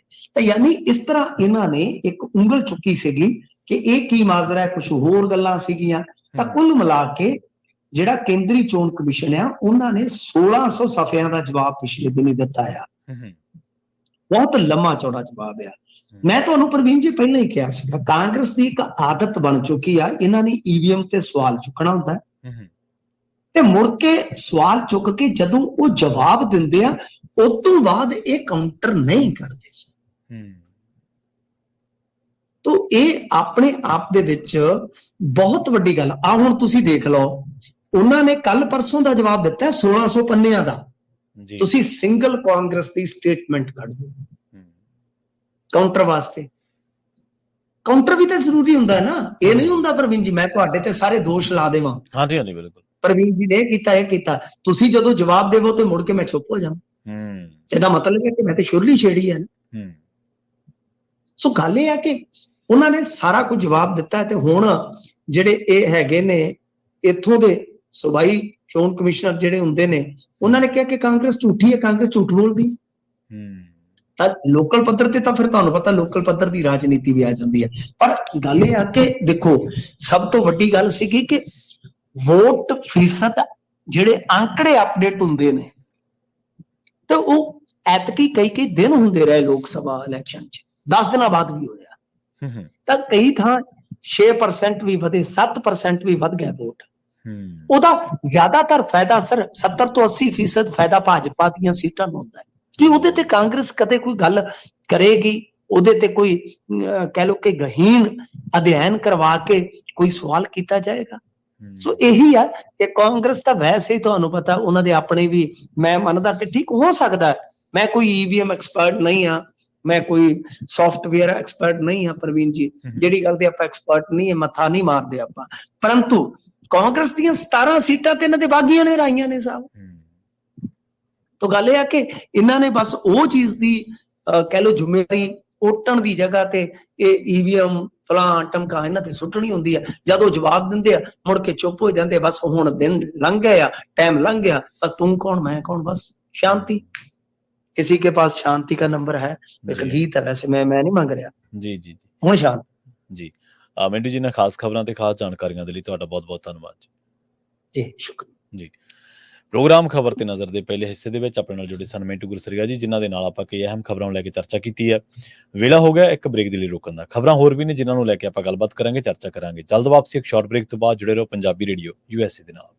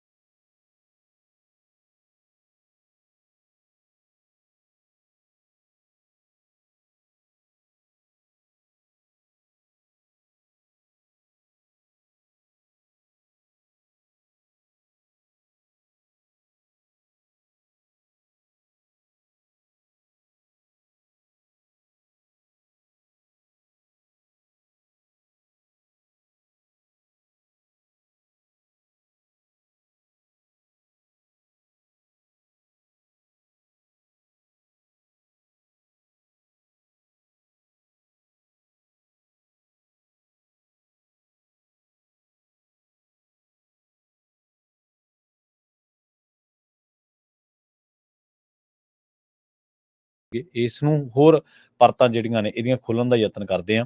ਪਰ ਉਸ ਤੋਂ ਪਹਿਲਾਂ ਇੱਕ ਦੋ ਅਹਿਮ ਪੰਥਕ ਖਬਰਾਂ ਜਿਹੜੀਆਂ ਨੇ ਉਹ ਤੁਹਾਡੇ ਨਾਲ ਸਾਂਝੀਆਂ ਕਰਦੇ ਹਾਂ। ਇੱਕ ਤਾਂ ਜਿਹੜੀ ਸ੍ਰੀ ਅੰਮ੍ਰਿਤਸਰ ਸਾਹਿਬ ਦੀ ਜਿਹੜੀ ਹਵਾ ਉਹ ਸਭ ਤੋਂ ਪ੍ਰਦੂਸ਼ਿਤ ਹੈ। ਦੀਵਾਲੀ ਤੋਂ ਹਫ਼ਤਾ ਭਰ ਪਹਿਲਾਂ ਅੰਮ੍ਰਿਤਸਰ ਪੰਜਾਬ ਦਾ ਸਭ ਤੋਂ ਪ੍ਰਦੂਸ਼ਿਤ ਸ਼ਹਿਰ ਰਿਹਾ। ਸ਼ਹਿਰ ਦਾ ਹਵਾ ਗੁਣਵੱਤਾ ਜਿਹੜਾ ਸੂਚਕਾਂਕ ਹੈ ਉਹ ਦਰਮਿਆਨੀ ਤੋਂ ਖਰਾਬ ਸ਼੍ਰੇਣੀ ਦੇ ਵਿੱਚ ਰਿਹਾ। ਕੇਂਦਰੀ ਪ੍ਰਦੂਸ਼ਣ ਕੰਟਰੋਲ ਬੋਰਡ ਤੋਂ ਜਿਹੜੇ ਅੰਕੜੇ ਮਿਲੇ ਉਹਨਾਂ ਦੇ ਮੁਤਾਬਕ ਅੰਮ੍ਰਿਤਸਰ ਜ਼ਿਲ੍ਹੇ ਦੇ ਵਿੱਚ 26 ਤੋਂ ਲੈ ਕੇ 30 ਅਕਤੂਬਰ ਤੱਕ 5 ਦਿਨ ਜਿਹੜਾ AQI ਹੈ, 에ਅਰ ਕੁਆਲਿਟੀ ਇੰਡੈਕਸ, ਉਹ 228, 310, 160, 185 ਤੇ 185 ਰਿਹਾ। ਪਿਛਲੇ ਸਾਲ 30 ਅਕਤੂਬਰ ਨੂੰ ਅੰਮ੍ਰਿਤਸਰ ਦਾ ਜਿਹੜਾ 에ਅਰ ਕੁਆਲਿਟੀ ਇੰਡੈਕਸ ਸੀਗਾ ਉਹ 195 ਸੀਗਾ। ਲੰਘੀ ਅਕਤੂਬਰ ਨੂੰ ਜਦੋਂ ਅੰਮ੍ਰਿਤਸਰ ਦਾ AQI ਚੈੱਕ ਕੀਤਾ ਗਿਆ ਤਾਂ 310 ਦਰਜ ਕੀਤਾ ਗਿਆ ਤੇ ਬਹੁਤ ਮਾੜੀ ਸ਼੍ਰੇਣੀ ਦੇ ਵਿੱਚ ਪਹੁੰਚ ਗਿਆ। ਉਸ ਸਮੇਂ ਲੁਧਿਆਣਾ, ਮੰਡੀ ਗੋਬਿੰਦਗੜ੍ਹ, ਪਟਿਆਲਾ, ਜਲੰਧਰ ਅਤੇ ਖੰਨਾ ਦੇ ਵਿੱਚ ਹਵਾ ਦੀ ਜਿਹੜੀ ਗੁਣਵੱਤਾ ਉਹ ਬਿਹਤਰ ਦਰਜ ਕੀਤੀ ਗਈ। ਇਹਨਾਂ ਸ਼ਹਿਰਾਂ ਦਾ ਜਿਹੜਾ AQI ਆ ਉਹ 152, 219, 202, 157 ਤੇ 136 ਰਿਹਾ। ਅੰਮ੍ਰਿਤਸਰ ਦੇ ਜਿਹੜੇ ਡਿਪਟੀ ਕਮਿਸ਼ਨਰ ਨੇ ਸਾਕਸ਼ੀ ਸਾਹਨੀ, ਉਹਨਾਂ ਨੇ ਕਿਹਾ ਕਿ ਹਵਾ ਦੇ ਵਿੱਚ ਪ੍ਰਦੂਸ਼ਣ ਵਧਣ ਦਾ ਕਾਰਨ ਮੌਸਮੀ ਤਬਦੀਲੀ ਹੋ ਸਕਦਾ, ਕਿਉਂਕਿ ਜ਼ਿਲ੍ਹੇ ਦੇ ਵਿੱਚ ਪਰਾਲੀ ਸਾੜਨ ਦੀਆਂ ਘਟਨਾਵਾਂ ਤਾਂ ਕੁਝ ਕੀ ਵਾਪਰੀਆਂ ਨੇ। ਇਹਦੇ ਨਾਲ ਇੱਕ ਹੋਰ ਜਿਹੜੀ ਅਹਿਮ ਖਬਰ ਆ ਉਹ ਸ਼੍ਰੋਮਣੀ ਗੁਰਦੁਆਰਾ ਪ੍ਰਬੰਧਕ ਕਮੇਟੀ ਤੋਂ ਆ ਰਹੀ ਆ। ਸ਼੍ਰੋਮਣੀ ਗੁਰਦੁਆਰਾ ਪ੍ਰਬੰਧਕ ਕਮੇਟੀ ਨੇ ਕੇਂਦਰੀ ਸੱਭਿਆਚਾਰਕ ਮੰਤਰਾਲੇ ਵੱਲੋਂ ਸੋਸ਼ਲ ਮੀਡੀਆ ਮੰਚਾਂ ਤੋਂ ਬੰਦੀ ਛੋੜ ਦਿਵਸ ਸੰਬੰਧੀ ਪੋਸਟਾਂ ਹਟਾਏ ਜਾਣ ਦਾ ਨੋਟਿਸ ਲਿਆ। ਸ਼੍ਰੋਮਣੀ ਕਮੇਟੀ ਦੇ ਪ੍ਰਧਾਨ ਐਡਵੋਕੇਟ ਹਰਜਿੰਦਰ ਸਿੰਘ ਧਾਮੀ ਨੇ ਇਸ ਨੂੰ ਪੱਖਪਾਤੀ ਵਤੀਰਾ ਕਰਾਰ ਦਿੱਤਾ ਹੈ। ਉਹਨਾਂ ਨੇ ਕਿਹਾ ਕਿ ਇਹ ਬੇਹੱਦ ਦੁਖਦਾਈ ਅਤੇ ਮੰਦਭਾਗਾ ਹੈ ਕਿ ਕੇਂਦਰ ਸਰਕਾਰ ਦੇ ਮੰਤਰਾਲੇ ਵੱਲੋਂ ਸਿੱਖਾਂ ਦੇ ਇਤਿਹਾਸ ਨੂੰ ਦਰਸਾਉਂਦੀ ਪੋਸਟ ਪਾਏ ਜਾਣ ਤੋਂ ਬਾਅਦ ਉਸ ਨੂੰ ਹਟਾ ਦਿੱਤਾ ਗਿਆ। ਜ਼ਿਕਰਯੋਗ ਹੈ ਕਿ ਸੱਭਿਆਚਾਰਕ ਮਾਮਲਿਆਂ ਬਾਰੇ ਕੇਂਦਰੀ ਮੰਤਰਾਲੇ ਦੇ ਸੋਸ਼ਲ ਮੀਡੀਆ ਮੰਚ ਤੇ ਬੰਦੀ ਛੋੜ ਦਿਹਾੜੇ ਸੰਬੰਧੀ ਇੱਕ ਪੋਸਟ ਪਾਈ ਗਈ ਸੀ, ਜਿਸ ਦੇ ਵਿੱਚ ਇਸ ਦੇ ਇਤਿਹਾਸ ਅਤੇ ਪਰੰਪਰਾ ਦਾ ਜ਼ਿਕਰ ਸੀ। ਇਸ ਪੋਸਟ ਦੇ ਰਾਹੀਂ ਬੰਦੀ ਛੋੜ ਦਿਵਸ ਸੰਬੰਧੀ ਇੱਕ ਵੀਡੀਓ ਵੀ ਪਾਈ ਗਈ ਸੀ, ਪਰ ਕੁਝ ਦੇਰ ਬਾਅਦ ਹੀ ਇਸ ਨੂੰ ਹਟਾ ਦਿੱਤਾ ਗਿਆ। ਸ਼੍ਰੋਮਣੀ ਕਮੇਟੀ ਪ੍ਰਧਾਨ ਨੇ ਇਸ ਤੇ ਸਖਤ ਇਤਰਾਜ਼ ਪ੍ਰਗਟ ਕਰਦਿਆਂ ਇਹ ਗੱਲ ਕਹੀ ਹੈ ਕਿ ਭਾਰਤ ਇੱਕ ਬਹੁ-ਕੌਮੀ ਤੇ ਬਹੁ-ਧਰਮੀ ਦੇਸ਼ ਹੈ, ਜਿੱਥੇ ਹਰ ਧਰਮ ਦਾ ਇਤਿਹਾਸ ਅਤੇ ਸਤਿਕਾਰ ਸੁਰੱਖਿਅਤ ਰਹਿਣਾ ਚਾਹੀਦਾ ਹੈ। ਇਹਦੇ ਨਾਲ ਉਹਨਾਂ ਨੇ ਕਿਹਾ ਕਿ ਕੇਂਦਰ ਸਰਕਾਰ ਵੱਲੋਂ ਸਿੱਖ ਗੁਰੂ ਸਾਹਿਬਾਨ ਨੂੰ ਸਤਿਕਾਰ ਦੇਣ ਵਾਲੀ ਪੋਸਟ ਹਟਾ ਦੇਣਾ ਕਈ ਸਵਾਲ ਵੀ ਖੜੇ ਕਰਦਾ ਹੈ। ਧਾਮੀ ਨੇ ਕਿਹਾ ਕਿ ਸਿੱਖ ਕੌਮ ਹਰ ਧਰਮ ਦੇ ਤਿਉਹਾਰਾਂ ਦਾ ਸਤਿਕਾਰ ਕਰਦੀ ਹੈ, ਪਰ ਇਹ ਬਰਦਾਸ਼ਤ ਨਹੀਂ ਕਿ ਕੋਈ ਸਿੱਖਾਂ ਦੀ ਮੌਲਿਕ ਅਤੇ ਅੱਡਰੀ ਹੋਂਦ ਹਸਤੀ ਨੂੰ ਸੱਟ ਮਾਰੇ। ਸੋ ਬਿਲਕੁਲ ਇਹਦੀ ਖਾਸੀ ਚਰਚਾ ਜਿਹੜੀ ਆ ਪੰਥਕ ਹਲਕਿਆਂ ਦੇ ਵਿੱਚ ਹੋ ਰਹੀ ਆ, ਕਿਉਂਕਿ ਇਸ ਦੇ ਬਾਰੇ ਪਹਿਲਾਂ ਹੀ ਜਿਹੜਾ ਜਦੋਂ ਇਹਨੂੰ ਹਟਾਇਆ ਗਿਆ ਉਦੋਂ ਨਾਲ ਦੀ ਨਾਲ ਹੀ ਇਹਦਾ ਚਰਚਾ ਹੋਣੀ ਜਿਹੜੀ ਆ ਉਹ ਸ਼ੁਰੂ ਹੋ ਚੁੱਕੀ ਸੀਗੀ। ਹਰ ਜਿਹੜਾ ਵਰਗ ਆ, ਹਰ ਜਿਹੜਾ ਕੋਈ ਵੀ ਉੱਥੇ ਰਹਿੰਦੀ ਹੈ ਕਾਸਟ, ਕੋਈ ਫਿਰਕਾ, ਕੋਈ ਵੀ, ਉਹਦੇ ਜਿਹੜਾ ਕੋਈ ਤਿਉਹਾਰ ਹੁੰਦਾ ਤਾਂ ਉਹਦੇ ਬਾਰੇ ਜਿਹੜੇ ਕੇਂਦਰੀ ਜਿਹੜਾ ਕੇਂਦਰੀ ਜਿਹੜਾ ਮੰਤਰਾਲਾ ਇਹ ਉਹਦੇ ਨਾਲ ਸੰਬੰਧਿਤ ਪੋਸਟ ਜਾਂ ਸੋਸ਼ਲ ਮੀਡੀਆ ਮੰਚਾਂ ਤੇ ਕੋਈ ਨਾ ਕੋਈ ਇਸ ਤਰ੍ਹਾਂ ਦੀ ਟਿੱਪਣੀ ਜ਼ਰੂਰ ਕਰਦਾ, ਕਿਉਂਕਿ ਇਹਦੇ ਨਾਲ ਲੱਗਦਾ ਹੈ ਕਿ ਲੋਕਾਂ ਦੇ ਵਿੱਚ ਜਿਹੜੀ ਭਾਵਨਾ ਹੁੰਦੀ ਆ ਆਪਣੇ ਮੁਲਕ ਨੂੰ ਲੈ ਕੇ ਉਹ ਬਣੀ ਰਹਿੰਦੀ ਹੈ, ਬਰਕਰਾਰ ਰਹਿੰਦੀ ਹੈ। ਪਰ ਜੇਕਰ ਪੋਸਟ ਪਾ ਵੀ ਦਿੱਤੀ ਤੇ ਉਹਨੂੰ ਹਟਾਉਣ ਦੀ ਐਡੀ ਕਿਹੜੀ ਤੁਹਾਡੇ ਤੇ ਆਫਤ ਆ ਗਈ ਸੀ ਵੀ ਤੁਹਾਨੂੰ ਹਟਾਉਣੀ ਪੈ ਗਈ। ਸੋ ਇਹਦਾ ਖਾਸਾ ਜਿਹੜਾ ਵਿਰੋਧ ਆ ਹੋ ਰਿਹਾ। ਡਿਜੀਟਲ ਅਰੈਸਟ ਦੀ ਆਪਾਂ ਪਹਿਲੇ ਹਿੱਸੇ ਦੇ ਵਿੱਚ ਗੱਲਬਾਤ ਕੀਤੀ ਸੀ, ਪਰ ਇਹਨੂੰ ਥੋੜਾ ਜਿਹਾ ਹੋਰ ਆਪਾਂ ਖੋਲ ਕੇ ਗੱਲ ਕਰਦੇ ਹਾਂ। ਨਰਿੰਦਰ ਮੋਦੀ ਜਿਹੜੇ ਕਿ ਭਾਰਤ ਦੇ ਪ੍ਰਧਾਨ ਮੰਤਰੀ ਨੇ, ਉਹਨਾਂ ਨੇ ਰੇਡੀਓ ਤੇ ਉੱਤੇ ਜਿਹੜੀ ਉਹ ਮਨ ਕੀ ਬਾਤ ਕਰਦੇ ਆ, ਕਿਉਂਕਿ ਮਨ ਕੀ ਬਾਤ ਤਾਂ ਉਹ ਕਰਦੇ ਆ, ਜਨ ਕੀ ਬਾਤ ਕਦੇ ਨਹੀਂ ਸੁਣਦੇ। ਉਹਦੇ ਵਿੱਚ ਵੀ ਇਹਦਾ ਜ਼ਿਕਰ ਕੀਤਾ ਸੀਗਾ। ਇਹਦੇ ਵਿੱਚ ਅਪਰਾਧ ਦਾ ਜਿਹੜਾ ਤੌਰ ਤਰੀਕਾ ਕੁਝ ਇਸ ਤਰ੍ਹਾਂ ਦਾ ਹੈ ਕਿ ਕੋਈ ਵੀ ਬੰਦਾ ਜਿਹੜਾ ਕਾਲਰ ਆ ਉਹ ਪੁਲਿਸ, CBI, RBI ਜਾਂ ਨਾਰਕੋਟਿਕਸ ਵਿਭਾਗ ਦਾ ਅਧਿਕਾਰੀ ਬਣ ਕੇ ਫੋਨ ਕਰਦਾ ਤੇ ਚੁੱਕਣ ਵਾਲੇ ਨੂੰ ਇਹ ਗੱਲ ਦੱਸਦਾ ਕਿ ਏਜੰਸੀ ਉਹਦੇ ਬਾਰੇ ਜਾਂਚ ਪੜਤਾਲ ਕਰ ਰਹੀ ਹੈ। ਉਹ ਜੇ ਨਾਰਕੋਟਿਕਸ ਦਾ ਅਧਿਕਾਰੀ ਬਣ ਕੇ ਕਿਸੇ ਨੂੰ ਫੋਨ ਕਰਦਾ ਤੇ ਉਹ ਕਹਿੰਦਾ ਕਿ ਤੇਰਾ ਜਿਹੜਾ ਪਾਰਸਲ ਆ ਉਹ ਮੈਂ ਫੜ ਲਿਆ ਤੇ ਬਰਾਮਦਗੀ ਦਾ ਡਰਾਵਾ ਦਿੰਦਾ, ਤੇ ਇਹ ਜੋ ਕਿ ਉਸ ਵਿਅਕਤੀ ਦੇ ਨਾਂ ਉੱਤੇ ਫੜਿਆ ਗਿਆ ਹੋਵੇ। ਤੇ ਇਸ ਤੋਂ ਇਲਾਵਾ ਉਹ ਕਹਿੰਦਾ ਕਿ ਪੈਸਿਆਂ ਦਾ ਜੁਗਾੜ ਕਰ ਲਾ ਤੇ ਨਹੀਂ ਤਾਂ ਫਿਰ ਤੇਰੇ ਤੇ ਵੱਡੀ ਕੋਈ ਕਾਰਵਾਈ ਹੋਊਗੀ, ਤੈਨੂੰ ਫਲਾਣੀ ਏਜੰਸੀ ਘੇਰ ਲੂ, ਤੈਨੂੰ ਇੰਨੇ ਦਿਨ ਪੁੱਛ ਪੜਤਾਲ ਹੋਊਗੀ, ਇੰਨੇ ਦਿਨ ਤੈਨੂੰ ਦਿੱਲੀ ਰੱਖਣਗੇ, ਮਤਲਬ ਬਹੁਤ ਕੁਛ। ਰੌਲਾ ਇੱਥੇ ਆ ਕੇ ਪੈ ਜਾਂਦਾ ਕਿਉਂਕਿ ਇਹ ਜਿਹੜਾ ਬੰਦਾ ਕਾਲਰ ਕਾਲ ਕਰਦਾ ਕਿਸੇ ਬੰਦੇ ਨੂੰ ਵੀ, ਇਹਦੇ ਕੋਲੇ ਉਸ ਬੰਦੇ ਬਾਰੇ ਕਾਫੀ ਜਾਣਕਾਰੀ ਹੁੰਦੀ ਹੈ। ਮਤਲਬ ਉਹਦੀ ਡੇਟ ਆਫ ਬਰਥ ਤੇ ਸੋਸ਼ਲ ਮੀਡੀਆ ਮੰਚਾਂ ਤੇ ਉਹਦੀ ਮੌਜੂਦਗੀ, ਕਿੱਥੇ ਉਹਨੇ ਕਿਹੜੀ ਟਿੱਪਣੀ ਕੀਤੀ ਹੈ, ਇਸ ਤੱਕ ਕਿ ਉਹ ਬੰਦਾ ਵੈਸੇ ਵੀ ਫੋਨ ਦੇ ਰਾਹੀਂ ਵੀ ਨਜ਼ਰ ਰੱਖਦਾ ਕਿ ਇਹ ਗਿਆ ਕਿੱਥੇ ਆ। ਉਹ ਤੁਹਾਨੂੰ ਸਾਰੀ ਡਿਟੇਲ ਜਿਹੜੀ ਆ ਉਹ ਮਿਲ ਜਾਂਦੀ ਹੈ ਤੁਹਾਡੇ ਜਿਹੜੇ ਫੋਨ ਦੇ ਰਾਹੀਂ। ਤੁਸੀਂ ਕਿੱਥੇ ਲੋਕੇਸ਼ਨ ਤੋਂ ਜਿਹੜੇ ਲੋਕ ਕੁਛ ਲੋਕ ਲੋਕੇਸ਼ਨ ਆਨ ਕਰਕੇ ਰੱਖਦੇ ਆ ਵੱਖ-ਵੱਖ ਐਪਸ ਦੀ, ਉਹਨਾਂ ਦੇ ਬਾਰੇ ਉਹਨਾਂ ਤੋਂ ਇਹ ਜਿਹੜਾ ਡਾਟਾ ਉਹ ਇਕੱਠਾ ਹੋ ਜਾਂਦਾ। ਹੁਣ ਇਹ ਵੈਸੇ ਤਾਂ ਆਪਾਂ ਨੂੰ ਕਿਸੇ ਫਿਲਮ ਦੀ ਕਹਾਣੀ ਵਰਗਾ ਲੱਗਦਾ, ਪਰ ਅਸਲ ਦੇ ਵਿੱਚ ਇਹ ਬਹੁਤ ਵੱਡੇ ਧਨਾੜ ਲੋਕਾਂ ਨਾਲ ਵੀ ਹੋਇਆ। ਤੁਸੀਂ ਪਿਛਲੇ ਦਿਨੀ ਸੁਣਿਆ ਹੋਣਾ ਵਰਧਮਾਨ ਗਰੁੱਪ ਦਾ ਚੇਅਰਮੈਨ SP ਓਸਵਾਲ, ਉਹਦੇ ਨਾਲ ਵੀ ਇਹ ਗੱਲ ਵਾਪਰੀ। ਕੁਝ ਮਹੀਨੇ ਪਹਿਲਾਂ ਸਾਈਬਰ ਅਪਰਾਧੀ ਜਿਹੜੇ ਨੇ ਉਹਨਾਂ ਨੇ ਇੱਕ ਇੰਟਰਸਟੇਟ ਗੈਂਗ ਸੀਗਾ ਉਹਨਾਂ ਦਾ, ਉਹਨਾਂ ਨੇ ਸੀਬੀਆਈ ਅਧਿਕਾਰੀ ਬਣ ਕੇ ਇਸ ਉਦਯੋਗਪਤੀ ਤੋਂ 7 ਕਰੋੜ ਰੁਪਇਆ ਹਥਿਆ ਲਿਆ। ਹੁਣ ਤੁਸੀਂ ਦੇਖੋ ਕਿ ਸੀਬੀਆਈ ਦੇ ਅਧਿਕਾਰੀ ਬਣ ਗਏ। ਸੀਬੀਆਈ ਇੱਕ ਸੈਂਟਰਲ ਏਜੰਸੀ ਹੈ। ਸੈਂਟਰਲ ਏਜੰਸੀ ਦਾ ਕੰਮਕਾਰ ਕਰਨ ਦਾ ਤਰੀਕਾ, ਜਾਂ ਕਹਿ ਲਓ ਕਿ ਉਹਦੀ ਜਿਹੜੀ ਭਰੋਸੇਯੋਗਤਾ ਉਹ ਇੰਨੀ ਕੀ ਹੈ ਵੀ ਕੋਈ ਵੀ ਬੰਦਾ ਉਹਦਾ ਅਧਿਕਾਰੀ ਬਣ ਕੇ ਕਿਸੇ ਤੋਂ 7 ਕਰੋੜ ਰੁਪਇਆ ਲੈ ਲੈਂਦਾ ਹੈ। ਪਰ ਖਾਸ ਗੱਲ ਇਹ ਵੀ ਹੈ ਵੀ ਜਿਹੜਾ 7 ਕਰੋੜ ਰੁਪਇਆ ਦਿੱਤਾ ਜਿਹਨੇ, ਉਹਨੇ ਕੀ ਇੰਨਾ ਹੀ ਉਹ ਗਲਤ ਕੰਮ ਕਰ ਰਿਹਾ ਸੀ, ਜਾਂ ਇੰਨਾ ਹੀ ਡਰਿਆ ਹੋਇਆ ਸੀਗਾ ਕਿ ਉਹਨੇ 7 ਕਰੋੜ ਰੁਪਇਆ ਇਹਨਾਂ ਨੂੰ ਦਿੱਤਾ। ਖੈਰ, ਜ਼ਾਲਸਾਜ਼ਾ ਨੇ ਇੱਕ ਵੀਡੀਓ ਕਾਲ ਦੇ ਜ਼ਰੀਏ ਸੁਪਰੀਮ ਕੋਰਟ ਦੀ ਜਾਅਲੀ ਸੁਣਵਾਈ ਵੀ ਬਣਾ ਲਈ, ਤੇ ਅਪਰਾਧੀਆਂ ਨੇ 2 ਦਿਨਾਂ ਤੱਕ ਉਸ ਸਵਾਲ ਨੂੰ ਡਿਜੀਟਲ ਨਿਗਰਾਨੀ ਦੇ ਹੇਠ ਰੱਖਿਆ ਕਿ ਕਿਸੇ ਨੂੰ ਫੋਨ ਵੀ ਨਾ ਕਰੀ ਤੇ ਕਿਸੇ ਨੂੰ ਮੈਸੇਜ ਵੀ ਨਾ ਕਰੀ। ਜੇਕਰ ਇਸ ਤਰ੍ਹਾਂ ਦੇ ਪ੍ਰਭਾਵਸ਼ਾਲੀ ਬੰਦਿਆਂ ਨੂੰ ਫਰੌਡੀਆਂ ਵੱਲੋਂ ਲਾਚਾਰ ਬਣਾ ਕੇ ਰੱਖਿਆ ਜਾ ਸਕਦਾ, ਤਾਂ ਆਮ ਲੋਕਾਂ ਨਾਲ ਉਹ ਕੀ ਕੁਝ ਕਰ ਸਕਦਾ ਜਾਂ ਕੀ ਕੁਝ ਕਰਦੇ ਹੋਣਗੇ, ਇਹਦਾ ਅੰਦਾਜ਼ਾ ਲਾਉਣਾ ਕੋਈ ਔਖਾ ਨਹੀਂ ਹੈ। ਡਿਜੀਟਲ ਇੰਡੀਆ ਪ੍ਰੋਗਰਾਮ ਭਾਰਤ ਦੇ ਵਿੱਚ ਸਰਕਾਰ ਨੇ 2015 ਦੇ ਵਿੱਚ ਜ਼ੋਰ-ਸ਼ੋਰ ਦੇ ਨਾਲ ਸ਼ੁਰੂ ਕੀਤਾ ਸੀ, ਤੇ ਇਹਨੇ ਦੇਸ਼ ਨੂੰ ਡਿਜੀਟਲ ਤੌਰ ਤੇ ਸਮਰੱਥ ਵਿਦੇਸ਼ ਬਣਾਉਣ ਦਾ ਆਪਣਾ ਉਦੇਸ਼ ਕਾਫੀ ਹੱਦ ਤੱਕ ਪੂਰਾ ਕਰਨ ਦਾ ਦਾਅਵਾ ਵੀ ਕੀਤਾ ਹੈ। ਪਰ ਇਹਦਾ ਨਕਾਰਾਤਮਕ ਸਿੱਟਾ ਇਹ ਨਿਕਲਿਆ ਕਿ ਸਾਈਬਰ ਅਪਰਾਧ ਦੇ ਜਦੋਂ ਅਸੀਂ ਗੱਲ ਕਰਦੇ ਹਾਂ, ਤਾਂ ਇਸ ਮਾਮਲੇ ਦੇ ਵਿੱਚ ਜਿਹੜੇ ਭਾਰਤ ਦੇ ਨਾਗਰਿਕ ਆ ਉਹ ਪਹਿਲਾਂ ਦੇ ਮੁਕਾਬਲੇ ਕਿਤੇ ਵੱਧ ਅਸੁਰੱਖਿਅਤ ਮਹਿਸੂਸ ਕਰਦੇ ਆ। ਉਹਨੂੰ ਲੱਗਦਾ ਕਿ ਕਿਤੇ ਸਾਡੇ ਨਾਲ ਠੱਗੀ ਨਾ ਵੱਜ ਜਾਵੇ। ਹੁਣ ਪ੍ਰਧਾਨ ਮੰਤਰੀ ਨੇ ਖੁਦ ਇਸ ਮੁੱਦੇ ਨੂੰ ਚੁੱਕਿਆ ਤਾਂ ਹੈ, ਪਰ ਇਸ ਪ੍ਰਤੀ ਜਨ ਚੇਤਨਾ ਵਧਣੀ ਵੀ ਲਾਜ਼ਮੀ ਹੈ। ਉਹਨੂੰ ਕਹਿੰਦੇ ਕਿ ਲੋਕਾਂ ਨੂੰ ਜਿਹਦੇ ਬਾਰੇ ਜਿੰਨਾ ਜ਼ਿਆਦਾ ਪਤਾ ਲੱਗੂਗਾ ਤੇ ਇਸ ਖਤਰਨਾਕ ਵਰਤਾਰੇ ਨੂੰ ਓਨੀ ਛੇਤੀ ਠੱਲ ਪਊਗੀ, ਪਰ ਠੱਲ ਪੈਂਦੀ ਦਿਖਾਈ ਨਹੀਂ ਦਿੰਦੀ, ਕਿਉਂਕਿ ਸਾਈਬਰ ਅਪਰਾਧੀ ਜਿਹੜੇ ਨੇ ਉਹ ਹਰ ਰੋਜ਼ ਨਿਤ ਨਵੇਂ ਦੌਰ ਦੇ ਜਿਹੜੇ ਤੌਰ ਤਰੀਕੇ ਨੇ ਉਹ ਇਜਾਦ ਕਰਦੇ ਰਹਿੰਦੇ ਆ। ਇਸ ਦੇ ਲਈ ਸਾਈਬਰ ਸੁਰੱਖਿਆ ਜਿਹੜੀਆਂ ਏਜੰਸੀਆਂ ਨੇ ਉਹਨਾਂ ਨੂੰ ਅਪਰਾਧੀਆਂ ਤੱਕ ਅੱਪੜਨ ਦੀਆਂ ਕੋਸ਼ਿਸ਼ਾਂ ਜਿਹੜੀਆਂ ਨੇ ਉਹਨਾਂ ਤੱਕ ਸੀਮਿਤ ਨਹੀਂ ਰਹਿਣਾ ਪੈਣਾ, ਸਗੋਂ ਉਹ ਤੋਂ ਇੱਕ ਕਦਮ ਅੱਗੇ ਵੀ ਚੱਲਣਾ ਪੈਣਾ। ਦੂਜੀ ਗੱਲ ਜਿਹੜੀ ਆ ਉਹ ਇਹ ਹੈ ਕਿ ਆਪਾਂ ਪਿਛਲੇ ਦਿਨਾਂ ਦੇ ਵਿੱਚ ਜਦੋਂ ਖਬਰਾਂ ਸਾਂਝੀਆਂ ਕਰ ਰਹੇ ਸੀਗੇ, ਤਾਂ ਆਪਾਂ ਇਹ ਗੱਲ ਬਹੁਤ ਦੇਖੀ ਕਿ ਕੋਈ ਵੀ ਜਿਹੜੀਆਂ ਏਜੰਸੀਜ਼ ਨੇ, ਜਾਂ ਮਤਲਬ ਇਸ ਤਰ੍ਹਾਂ ਦੀ ਜਿਹੜੀ ਜਾਂਚ ਪੜਤਾਲ ਦੇ ਨਾਲ ਜੁੜੀਆਂ ਏਜੰਸੀਜ਼ ਨੇ, ਉਹਨਾਂ ਦਾ ਲੋਕਾਂ ਦੇ ਵਿੱਚ ਡਰ ਖੌਫ ਵੀ ਬਹੁਤ ਵਧਿਆ। ਆਪਾਂ ਇਹ ਗੱਲ ਬੜੀ ਪ੍ਰਮੁੱਖਤਾ ਦੇ ਨਾਲ ਚੁੱਕੀ ਸੀਗੀ ਕਿ ਏਜੰਸੀਆਂ ਦੇ ਅਧਿਕਾਰ ਖੇਤਰ ਵੱਧ ਗਏ ਨੇ। ਹੁਣ ਜਿਹੜਾ ਆਮ ਕੋਈ ਕਾਰੋਬਾਰੀ ਹੈ ਜਾਂ ਛੋਟਾ-ਮੋਟਾ ਕਾਰੋਬਾਰੀ ਹੈ, ਜਾਂ ਜਿਹੜੇ ਲੋਕ ਨੇ, ਇੱਥੋਂ ਤੱਕ ਕਿ ਜਿਹੜੇ ਫਿਰੌਤੀਆਂ ਮੰਗੀਆਂ ਜਾ ਰਹੀਆਂ ਨੇ ਉਹਦੇ ਤਾਂ ਲਿੰਕ ਹੁਣ ਸਰਕਾਰਾਂ ਦੇ ਨਾਲ ਜਾ ਜੁੜੇ ਨੇ।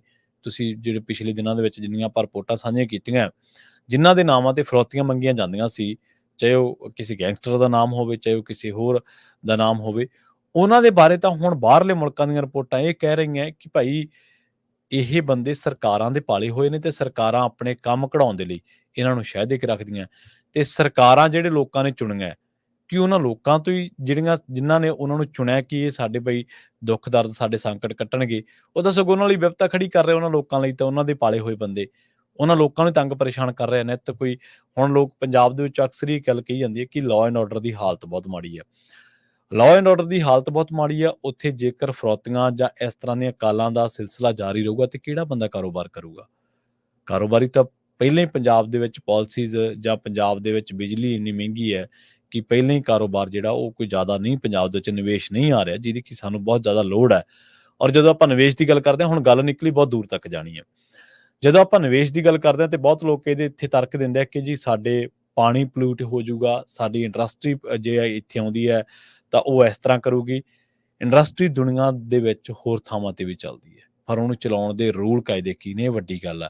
ਹੁਣ ਜੇਕਰ ਕੋਈ ਟੈਕਸਟਾਈਲ ਇੰਡਸਟਰੀ ਹੈ ਤੇ ਆਪਣੇ ਪਾਣੀ ਨੂੰ ਟਰੀਟਮੈਂਟ ਕਰਨ ਦੀ ਥਾਂ ਤੇ ਸਤਲੁਜ ਦੇ ਵਿੱਚ ਪਾ ਦੂਗੀ, ਤੇ ਤੁਸੀਂ ਇਹ ਥੋੜ੍ਹਾ ਕਹੋਗੇ ਕਿ ਭਾਈ ਇਹ ਇੰਡਸਟਰੀ ਮਾੜੀ ਹੈ, ਟੈਕਸਟਾਈਲ ਇੰਡਸਟਰੀ ਮਾੜੀ ਹੈ।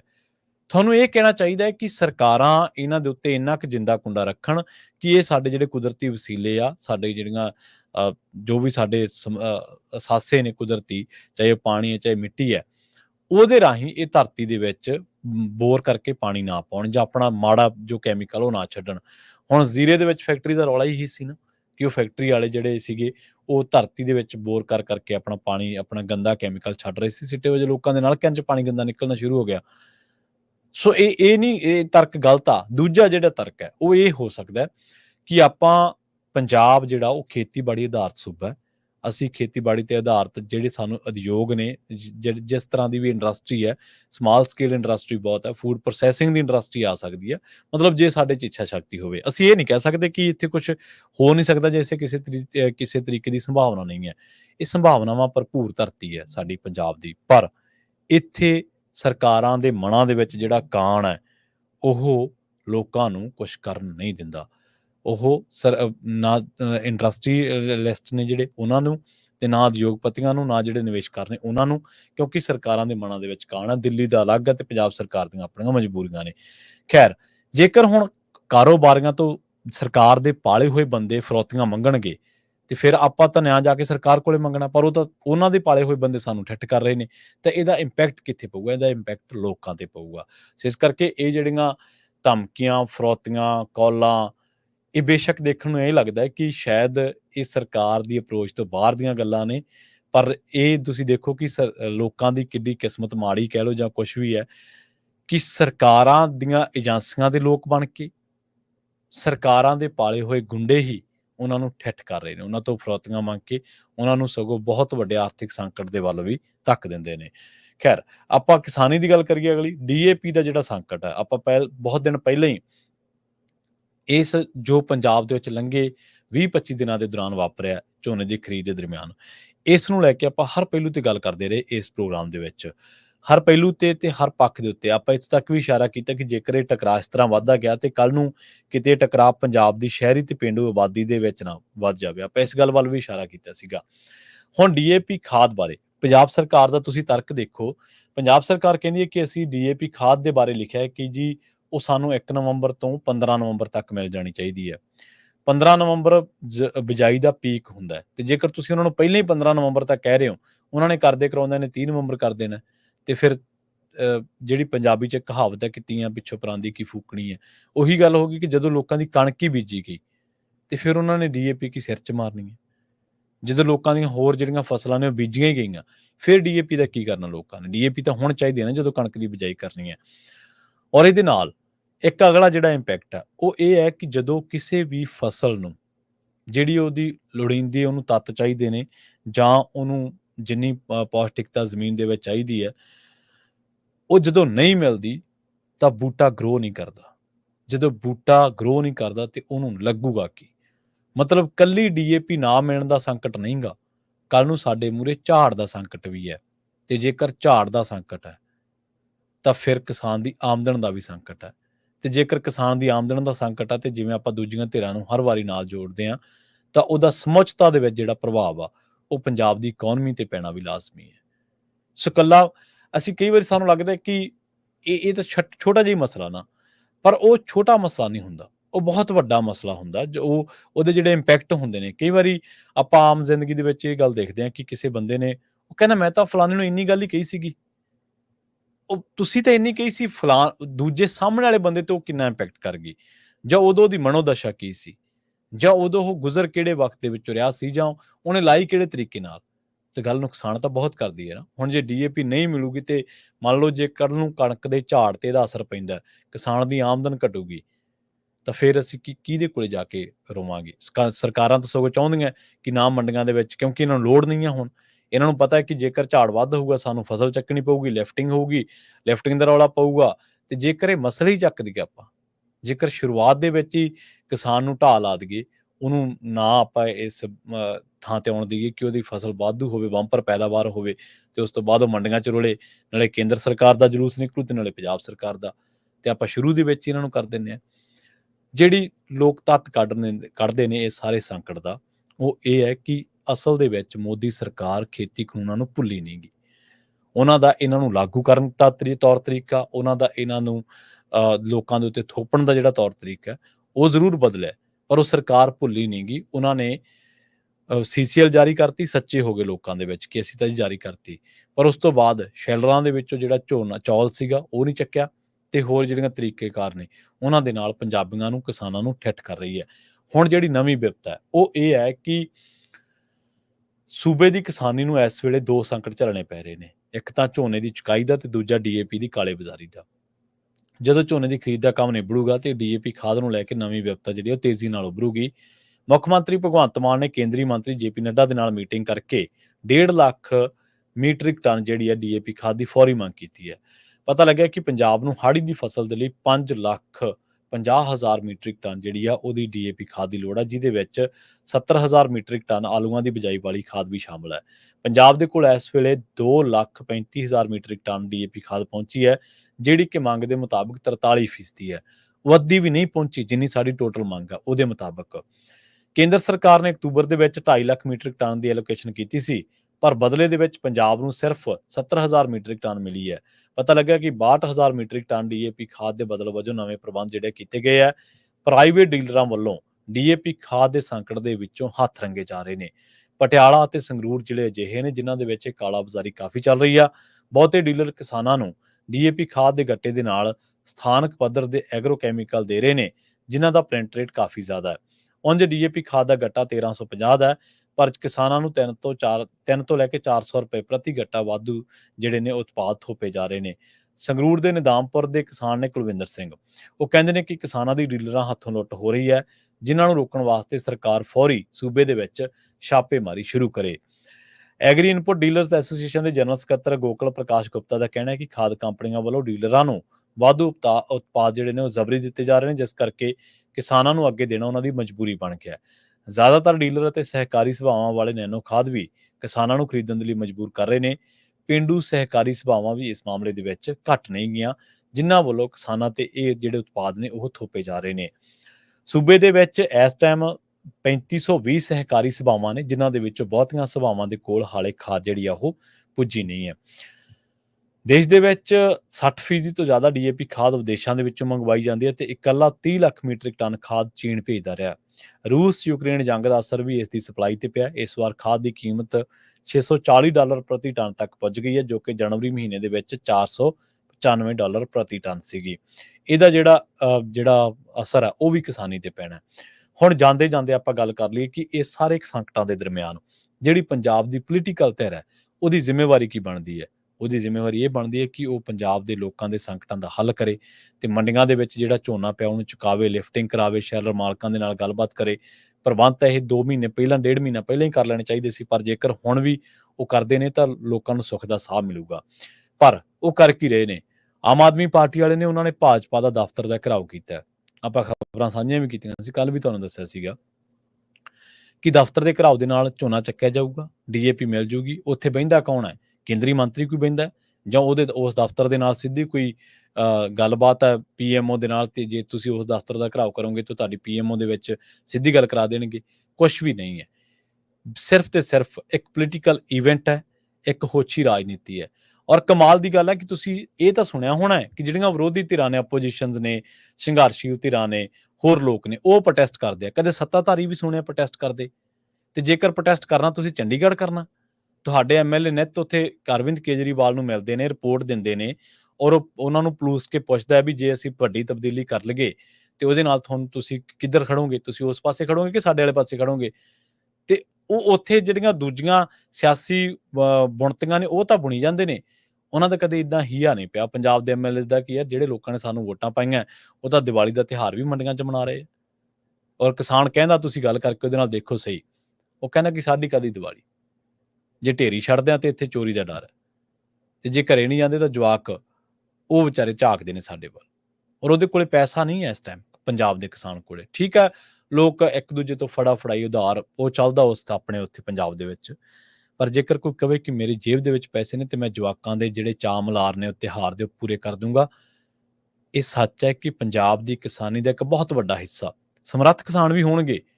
ਉਹ ਕਿਸਾਨ ਵੀ ਹੋਣਗੇ ਜਿਨ੍ਹਾਂ ਨੇ ਸਰਪੰਚੀਆਂ ਤੇ ਇਸ ਟਾਈਮ ਮੈਂਬਰੀਆਂ ਤੇ ਕੋਈ 5-5 7-7 ਲੱਖ ਲਾਤਾ ਹੋਣਾ, 20-20 ਲੱਖ ਵੀ ਲੋਕਾਂ ਨੇ ਲਾਇਆ, 40-40 ਲੱਖ ਵੀ ਲੋਕਾਂ ਨੇ ਲਾਇਆ। ਪਰ ਉਹ ਕਿਸਾਨ ਉਹ ਨੇ ਜਿਨ੍ਹਾਂ ਦੇ ਕੋਲੇ 4 ਰੋੜੇ ਨੇ। 4 ਰੋੜਿਆਂ ਦਾ ਮਤਲਬ ਕਿ ਉਹ ਸਮਰੱਥ ਕਿਸਾਨ ਨੇ, ਉਹਨਾਂ ਕੋਲੇ ਜਾਇਦਾਦ ਆ ਜਾਂ ਉਹਨਾਂ ਦੇ ਹੋਰ ਵਸੀਲੇ ਨੇ। ਪਰ ਜਿਹੜੀ ਸਾਡੀ ਵੱਡੀ ਕਿਸਾਨੀ ਹੈ ਉਹ ਸੀਮਾਂਤ ਕਿਸਾਨੀ ਹੈ। ਸੀਮਾਂਤ ਕਿਸਾਨੀ ਦਾ ਮਤਲਬ ਕਿ ਉਹ ਥੋੜਾਂ ਦੀ ਮਾਰੀ ਕਿਸਾਨੀ ਹੈ, ਉਹ ਆਮ ਕਿਸਾਨੀ ਹੈ ਜਿਹਦੇ ਕੋਲੇ 5 ਤੋਂ ਲੈ ਕੇ 10 ਏਕੜ ਜ਼ਮੀਨ ਹੈ ਜਾਂ 3-4 ਤੋਂ ਲੈ ਕੇ 6-7 ਏਕੜ ਜ਼ਮੀਨ ਹੈ। ਉਹਦੀਆਂ ਲੋੜਾਂ ਹੀ ਮਸਾਂ ਪੂਰੀਆਂ ਹੁੰਦੀਆਂ ਨੇ, ਉਹਦਾ ਜੀਵਨ ਨਿਰਬਾਹ ਹੀ ਇੰਨਾ ਕੁ ਔਖ ਦੇ ਨਾਲ ਚੱਲਦਾ ਕਿ ਉਹ ਕੋਈ ਵੱਡਾ ਜੋਖਮ ਨਹੀਂ ਲੈ ਸਕਦਾ। ਔਰ ਇਸ ਟਾਈਮ ਥੋੜਾਂ ਦੀ ਮਾਰੀ ਕਿਸਾਨ ਜਿਹੜਾ ਮੰਡੀ ਦੇ ਵਿੱਚ ਬੈਠਾ ਹੈ ਔਰ ਜਿਹਦੇ ਬਾਲ ਘਰੇ ਉਡੀਕ ਰਹੇ ਨੇ, ਜਿਹਨੂੰ ਘਰੇ ਪਸ਼ੂ ਡੰਗਰ ਦੀ ਵੀ ਫਿਕਰ ਹੈ, ਉਹਨੂੰ ਡੀਏਪੀ ਦੀ ਵੀ ਫਿਕਰ ਹੈ ਕਿ ਇਹ ਕਣਕ ਬੀਜਣੀ ਹੈ ਮੈਂ, ਉਹਨੇ ਹੋਰ ਵੀ ਕਿਸੇ ਤੋਂ ਪਾਣੀ ਪੁੱਛਿਆ ਹੋਣਾ, ਵਾਰੀ ਪੁੱਛੀ ਹੋਣੀ ਹੈ, ਕਿਸੇ ਦਾ ਟਰੈਕਟਰ ਸੰਦਾ ਮੰਗਿਆ ਹੋਣਾ।